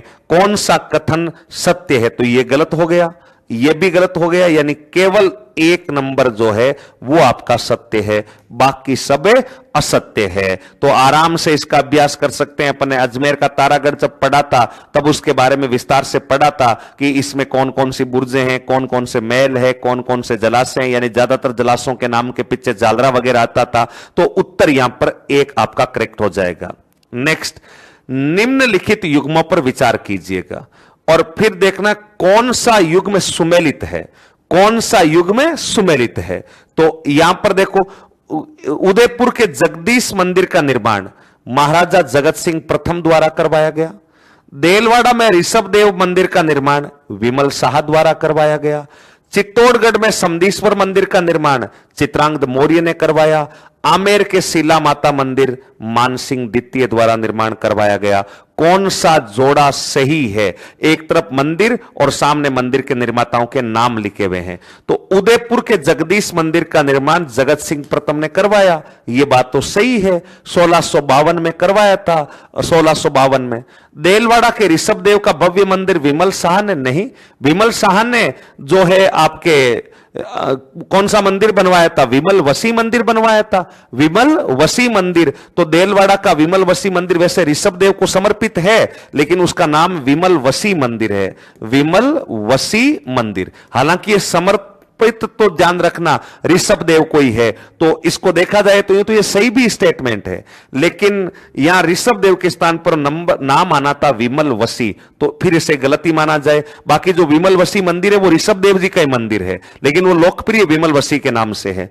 चित्तौड़गढ़ में समदीश्वर मंदिर चित्रांगद मौर्य, नहीं ये तो गलत है। चित्तौड़गढ़ में समदीश्वर मंदिर का निर्माण बोझ परमार ने करवाया था। किसने करवाया था? बोझ परमार ने करवाया था, ध्यान रखना। आमेर के शिला मान सिंह द्वितीय ने नहीं, मान सिंह प्रथम ने करवाया था। अपने कहावत है कि भाई सांगानेर को सांगो बाबो, जयपुर को हड़मान, आमेर की शिला देवीन ओ लायो मारो मान। सांगानेर को सांगो बाबो, जयपुर को हड़मान, आमेर की शिला देवीन ओ लायो मारो मान। तो ये तीन मंदिर मान सिंह लेकर आए थे, मान सिंह प्रथम लेकर आए थे, तो ये गलत हो गया। उदयपुर का जगदीश मंदिर, जिसको सपनों में बना मंदिर भी कहते हैं, सपनों में बना मंदिर भी कहते हैं। और ये जो सपनों में बना मंदिर है ये इन्होंने बनाया था, इसका मतलब आपका ऑप्शन कौन सा सही हो जाएगा? ए सही हो जाएगा। अच्छा, कौन सा युग में सुमेलित है? कितने युग में सुमेकित है? अच्छा, यूं पूछा है क्या, कितने युग में सुमेकित है? तो फिर देलवाड़ा के ऋषभ देव का मंदिर ये भी सुमेलित मानना है, ये भी सुमेलित मानना है। कितने युग में है? मैंने सोचा कि असंगत छांटना है, ध्यान रखना कितने युग में है, तो फिर ये भी सही मानना है। देलवाड़ा में विमल शाह ने विमल वसी मंदिर बनवाया था, लेकिन वो ऋषभ देव जी को समर्पित है, तो फिर युग्मों में इसको काउंट कर लेना है। ये गलत है, ये गलत है। कितने युग में सुमेलित है, तो फिर आपके युग में कितने सुमेलित हो जाएंगे? ऑप्शन सेकंड, यानी 2 युग में सुमेलित होंगे। नेक्स्ट, निम्नलिखित में से कौन सी मारवाड़ी भाषा की उपबोलियां है? मैंने अभी अभी आपको बताया था कि मारवाड़ी, जब राजस्थान की बोलियां पढ़ते हैं तो 1961 की गणना के मुताबिक राजस्थान में कुल 73 बोलियां हैं। 1961 की गणना के मुताबिक राजस्थान में कुल 73 बोलियां हैं, और उन 73 बोलियों को बाद में जब अलग अलग तरीके से क्लासिफिकेशन किया गया तो मोतीलाल मेनारिया ने सबसे मानक वर्गीकरण देते हुए राजस्थान की बोलियों के 5 प्रकार बताए थे। उन्होंने कहा कि राजस्थान में 5 ही प्रकार की बोलियां होती है, और 5 प्रकार की बोलियां कौन कौन सी होती है? तो एक तो उन्होंने कहा कि मारवाड़ी होती है, एक ढूंढाड़ी होती है, एक मालवी होती है, मालवी के अलावा एक मेवाती और एक वागड़ी। टोटल 5 टाइप की बोलियां बताई थी। तो अब मारवाड़ी की उपबोली कौन सी है? देवड़ा वाटी बिल्कुल है, ये सिरोही जिले में बोली जाती है, बिल्कुल उपबोली है। थली बिल्कुल है, थली बीकानेर में बोली जाती है, थली बिल्कुल है। सेकावाटी है, सिक्कर चूरू झुंझुनू में बोली जाती है। मेवाड़ी है, मेवाड़ में बोली जाती है। किशनगढ़ी नहीं है। तोरावटी, ये दोनों ढूंढाड़ी की उपबोलियां हैं, दोनों ढूंढाड़ी की उपबोलियां है, ढूंढाड़ी की उपबोलियां है। तो मारवाड़ी की उपबोलियां कौन कौन सी है? तो मैं सारी एक साथ ही बोल देता हूं। मारवाड़ी की उपबोलियां आपके सेकावाटी, नागौरी, ओसवाली, थली, बांगड़ी, वागड़ी नहीं बांगड़ी, डडकी, दाटी, नाडिया, गोडवाड़ी, आपका देवड़ावाटी, मेवाड़ी, खेराड़ी, धावड़ी, ये सब मारवाड़ी की उपबोलियां हैं। तो इन ऑप्शनों के अकॉर्डिंग देखा जाए तो 1 2 3 4, 1 2 3 4, कौन सा ऑप्शन हो जाएगा? ए ऑप्शन इसका करेक्ट आंसर हो जाएगा। Option A is the correct answer. Next, निम्नलिखित में से किसने आमेर दुर्ग के बारे में कहा था कि मैंने क्रेमलिन में जो देखा और अलबर्मा के बारे में जो कुछ सुना उससे भी बढ़कर यह महल है? Abul Fazal, James Tod, Bishop Heber, मनोहत नैन्सी, अनुत्रित प्रसन्न। देखो, आमेर दुर्ग के बारे में स्टेटमेंट है। आमेर दुर्ग के बारे में अपन अच्छे से जानते हैं कि आमेर दुर्ग का वास्तविक निर्माता मानसिंह प्रथम है। वास्तविक निर्माता मानसिंह प्रथम है, और मानसिंह प्रथम जो काम करवाएगा वो सुंदर ही होगा, ये मान के चले, क्योंकि 69 युद्धों का विजेता देश दुनिया के कोने कोने में घुमा हुआ बंदा, महान योद्धा, जहां भी जाता कुछ ना कुछ देख के आता, सीख के आता, सारी कलाएं यहां लेकर आता। इसलिए मुगल राजपूत स्थापत्य शैली का मिश्रित रूप है ये आमेर का किला। और आमेर का किला सामने माउंटा झील बहुत सुंदर रूप है। और इसको देखकर किसने कहा था कि आमेर दुर्ग के बारे में कहा था कि किसने कहा था कि मैंने क्रेमलिन में जो देखा और अल बर्मा के बारे में जो सब कुछ सुना है उससे भी बढ़कर ये महल है। तो ये विस्प हेबर ने कहा था। किसने कहा था? विस्प हेबर ने कहा था। यानी ऑप्शन सी जो होगा आपका करेक्ट आंसर होगा। नेक्स्ट, निम्नलिखित कथनों पर विचार कीजिएगा। चित्तौड़गढ़ का दुर्ग मैसा के पठार पर स्थित गिरि दुर्ग है। चित्तौड़गढ़ दुर्ग का शिल्पी मंडन था। अलाउद्दीन खिलजी ने इस दुर्ग को जीतकर इसका नाम खिजराबाद रखा। उपयुक्त में से कौन सा कथन सत्य नहीं है? कौन सा कथन सत्य नहीं है? चित्तौड़गढ़ दुर्ग मैसा के पठार पर स्थित है, बिल्कुल सही है। चित्तौड़गढ़ दुर्ग मैसा के पठार पर है। साथ के साथ ही राजस्थान का सबसे बड़ा लिविंग फोर्ट भी है। राजस्थान का सबसे बड़ा लिविंग फोर्ट भी है, ध्यान रखना। राजस्थान का सबसे बड़ा लिविंग फोर्ट किसको माना जाता है? चित्तौड़गढ़ को माना जाता है। सबसे बड़ा लिविंग फोर्ट है चित्तौड़गढ़। आपका चित्तौड़गढ़ दुर्ग का शिल्पी मंडन था। नहीं, मंडन कुंभलगढ़ दुर्ग का शिल्पी था। मंडन किसका शिल्पी था? कुंभलगढ़ दुर्ग का शिल्पी था। मंडन कुंभलगढ़ दुर्ग का शिल्पी था, ध्यान रखना। मंडन कुंभलगढ़ दुर्ग का शिल्पी था, कुंभलगढ़ दुर्ग का। अलाउद्दीन खिलजी ने इस दुर्ग को जीतकर खिजराबाद रखा, बिल्कुल सही है। अलाउद्दीन खिलजी ने राजस्थान के 4-5 दुर्गों के नाम बदले थे। चित्तौड़गढ़, खिजराबाद, सिवाना, खेराबाद, जालोर, जलालाबाद। तो ये 3-4 नाम बदले हुए थे, उनमें से चित्तौड़गढ़ का खिजराबाद रखा था। कौन सा कथन सत्य नहीं है? तो 2 नंबर नहीं है, केवल 2 नंबर सत्य नहीं है, बाकी तो सब स्टेटमेंट बताओ क्या है, पूर्ण रूप से सत्य है। नेक्स्ट, निम्नलिखित कथनों पर विचार कीजिए। उमेद महल का वास्तुकार हेनरी वोगन था। रायका बाग पैलेस का निर्माण राजा जसवंत सिंह प्रथम की हाड़ी रानी ने करवाया था। हवा महल की दूसरी मंजिल का शरद मंदिर है। निम्नलिखित में से कौन सा कथन असत्य है? कौन सा कथन असत्य है? बताइए। देखिए, उमेद महल के वास्तुकार हेनरी वोगन था। रायका बाग महल का निर्माण महाराजा जसवंत सिंह प्रथम की हाड़ी रानी ने करवाया था। हवा महल की दूसरी मंजिल का नाम शरद मंदिर है। कौन सा कथन असत्य? उमेद महल का वास्तुकार, उमेद महल पहली बात तो कहां पर है? जोधपुर में है। उमेद महल, इसी को चित्र पैलेस कहते हैं। अपने उत्कर्ष के जो निदेशक है निर्मल जी, इसका निर्मल सर का जो मकान है वो इस पैलेस के जस्ट पीछे बना हुआ है, इसके उमेद भवन के जस्ट पीछे। उमेद भवन जैसा ही दिखता है। तो उमेद भवन के जस्ट पीछे मकान बना हुआ निर्मल सर का, इसी को चित्र पैलेस कहते हैं। निर्मल सर वाले मकान को नहीं, इस उमेद महल को कहते हैं चित्र पैलेस। और इसके 3 वास्तुकार थे। एक तो था बुद्धमल रॉय, बुद्धमल रॉय, ध्यान रखना। एक था हेनरी वान लांचेस्टर, हेनरी वान लांचेस्टर, हेनरी वान लांचेस्टर, यह भी इसका वास्तुकार हुआ करता था। रायका बाग पैलेस का निर्माण महाराजा जसवंत सिंह प्रथम की रानी हाड़ी रान का नाम था जसवंत दे, उन्होंने करवाया था, बिल्कुल सही है।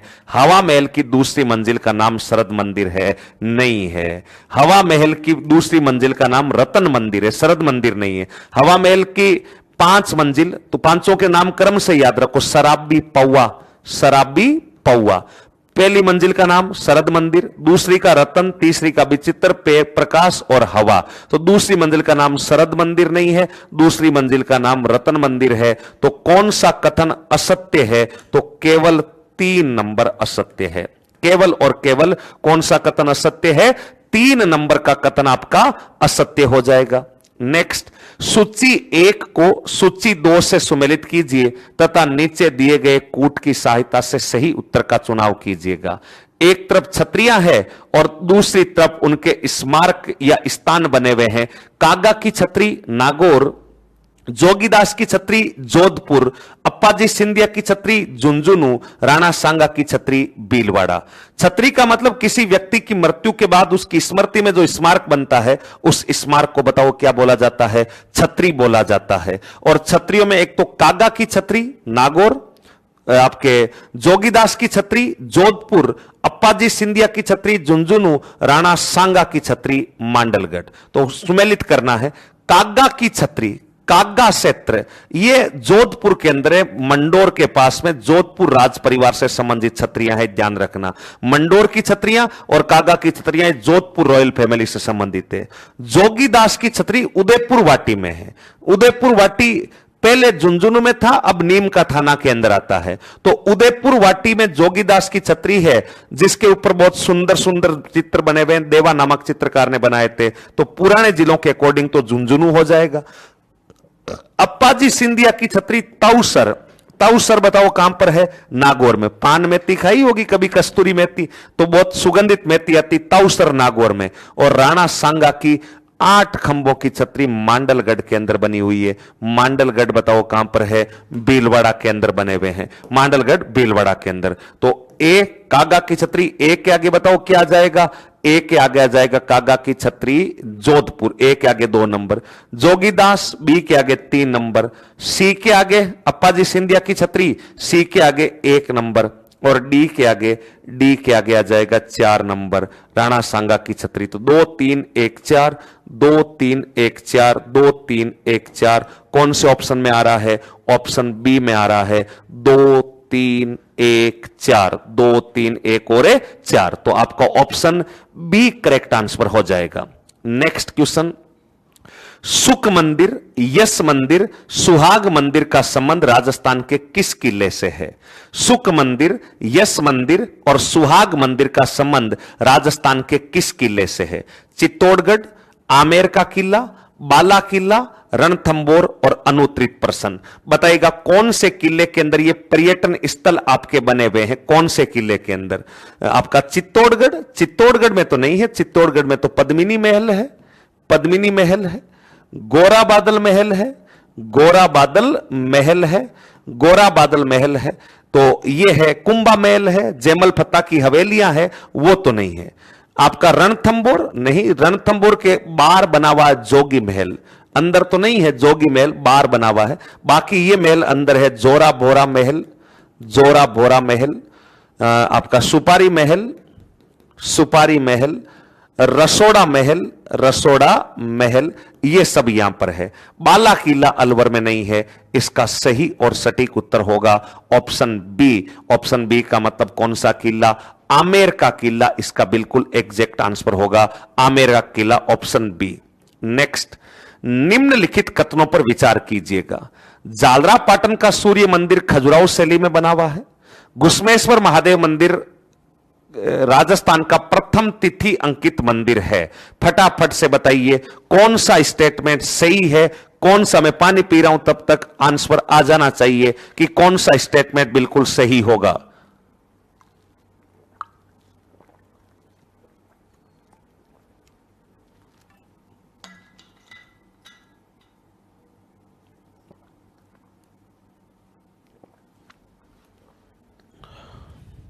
फटाफट बताइए देखें कौन सा उत्तर इसका करेक्ट उत्तर होगा, कौन सा उत्तर करेक्ट होगा, बिल्कुल सही उत्तर क्या होगा?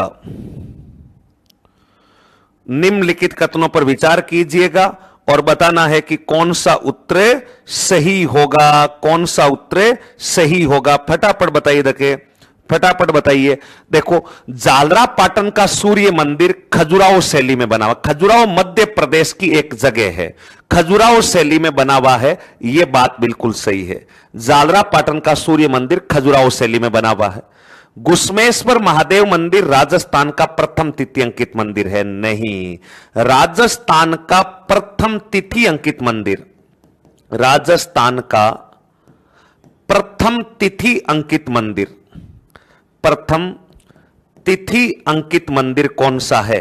तो राजस्थान का प्रथम तिथि अंकित मंदिर, ध्यान रखना, यह है आपका कौन सा मंदिर है? जालरापाटन झालावाड़ का ही मंदिर है, लेकिन वो शिव मंदिर है। और ये आपका कौन सा लिख रखा? घुसमेश्वर महादेव। जालरापाटन जो झालावाड़ का मंदिर है, शिव मंदिर झालावाड़, ये शिव मंदिर झालावाड़ पहला तिथि अंकित मंदिर माना जाएगा।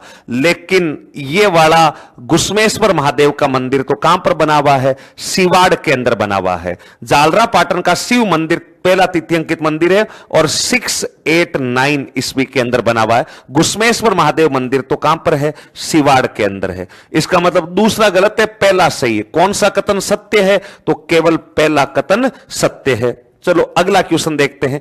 निम्नलिखित में से किस दुर्ग को यूनेस्को की विश्व विरासत सूची में शामिल नहीं किया गया? चित्तौड़गढ़, मेहरानगढ़, रणथंबोर, गागरोन। ध्यान रखना, यूनेस्को की विश्व विरासत सूची जो है, यूनेस्को की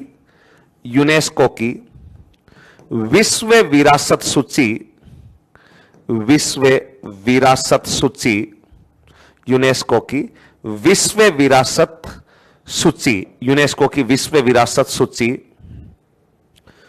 में शामिल करने हेतु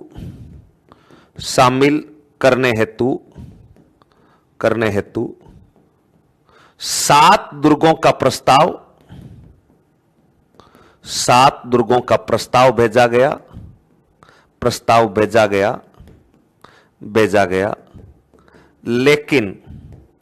लेकिन 6 दुर्ग इसमें शामिल किए गए।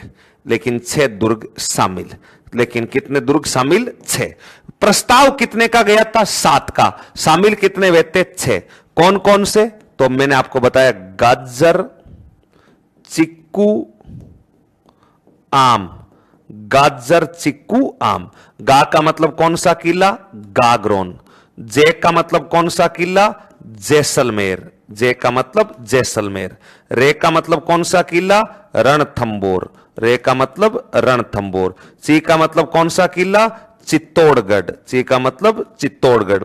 कू का मतलब कौन सा किला? कुंभलगढ़। और आम का मतलब कौन सा किला? आमेर। आम का मतलब कौन सा किला? आमेर। इन दुर्गों को यूनेस्को में शामिल किया गया है, तो कौन से को नहीं किया गया है? आपका उत्तर बताओ कौन सा हो जाएगा? मेहरानगढ़ का किला इसका बिल्कुल सही और सटीक उत्तर होगा। बिल्कुल सही और सटीक उत्तर होगा मेहरानगढ़ का किला। हां, बिल्कुल सही उत्तर होगा। नेक्स्ट, निम्नलिखित में से विशेषताएं किस किले की है? यह दुर्ग अपने विशाल टांकों के लिए भी जाना जाता है। इस दुर्ग को रहस्यमय दुर्ग भी कहा जाता है। वर्तमान में इस किले के मध्यकालीन शस्त्रागारों का विशाल संग्रहालय है। उपयुक्त में से विकल्प का चुनाव कीजिएगा। जयगढ़, मेहरानगढ़, चित्तौड़गढ़, मेहरानगढ़, जयगढ़, जूनागढ़ और अनुत्तरित प्रश्न। यहां पर 2-3 स्टेटमेंट लिखे गए हैं और उन स्टेटमेंटों के अकॉर्डिंग आपको छांटना है कि यह किस किले की विशेषता है। किस किले की विशेषता है? यह दुर्ग अपने विशाल टांकों के लिए जाना जाता है। टांके मतलब पानी के होद बने हुए हैं। और जैसे ही टांकों का नाम आता, मेरे दिमाग में तो आ गया वो किला कौन सा है। फिर भी इस दुर्ग को रहस्यमय दुर्ग गुप्त सुरंगों के कारण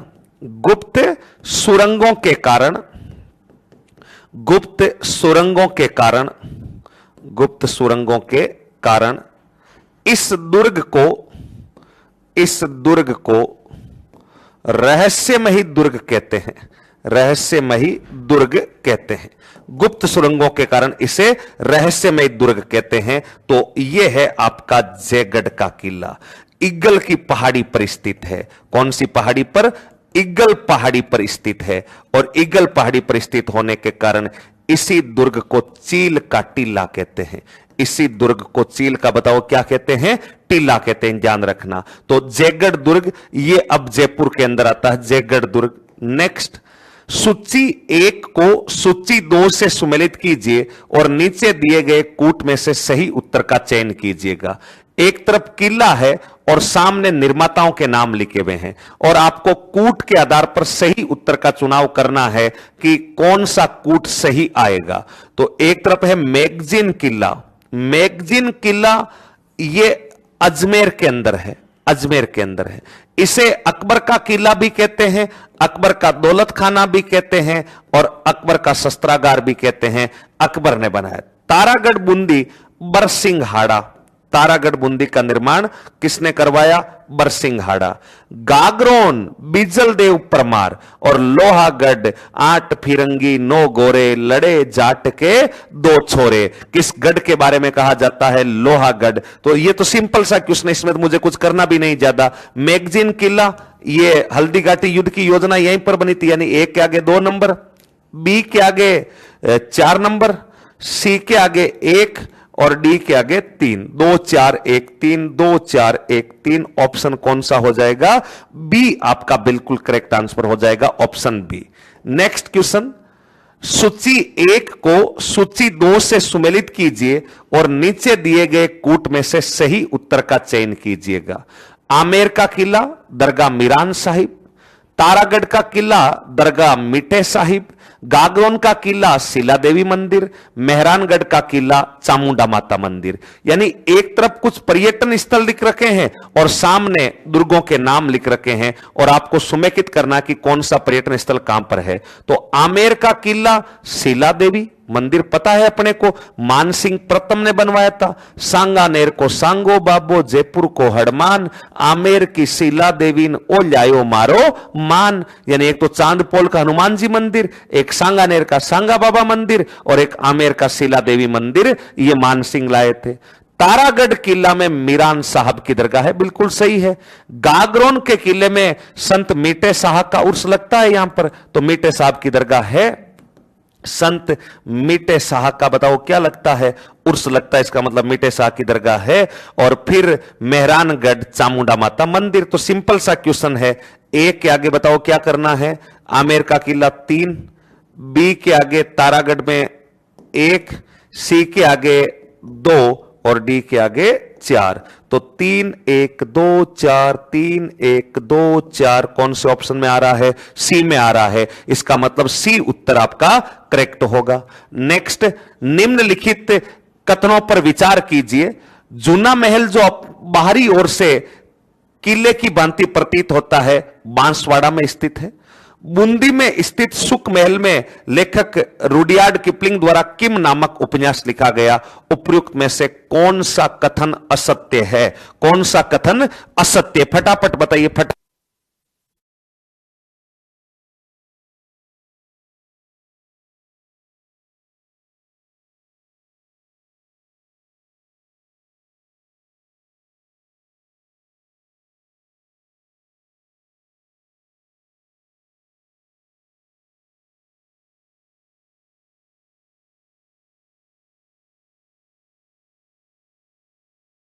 बताइए, देखिए, निम्नलिखित कथनों पर विचार कीजिए।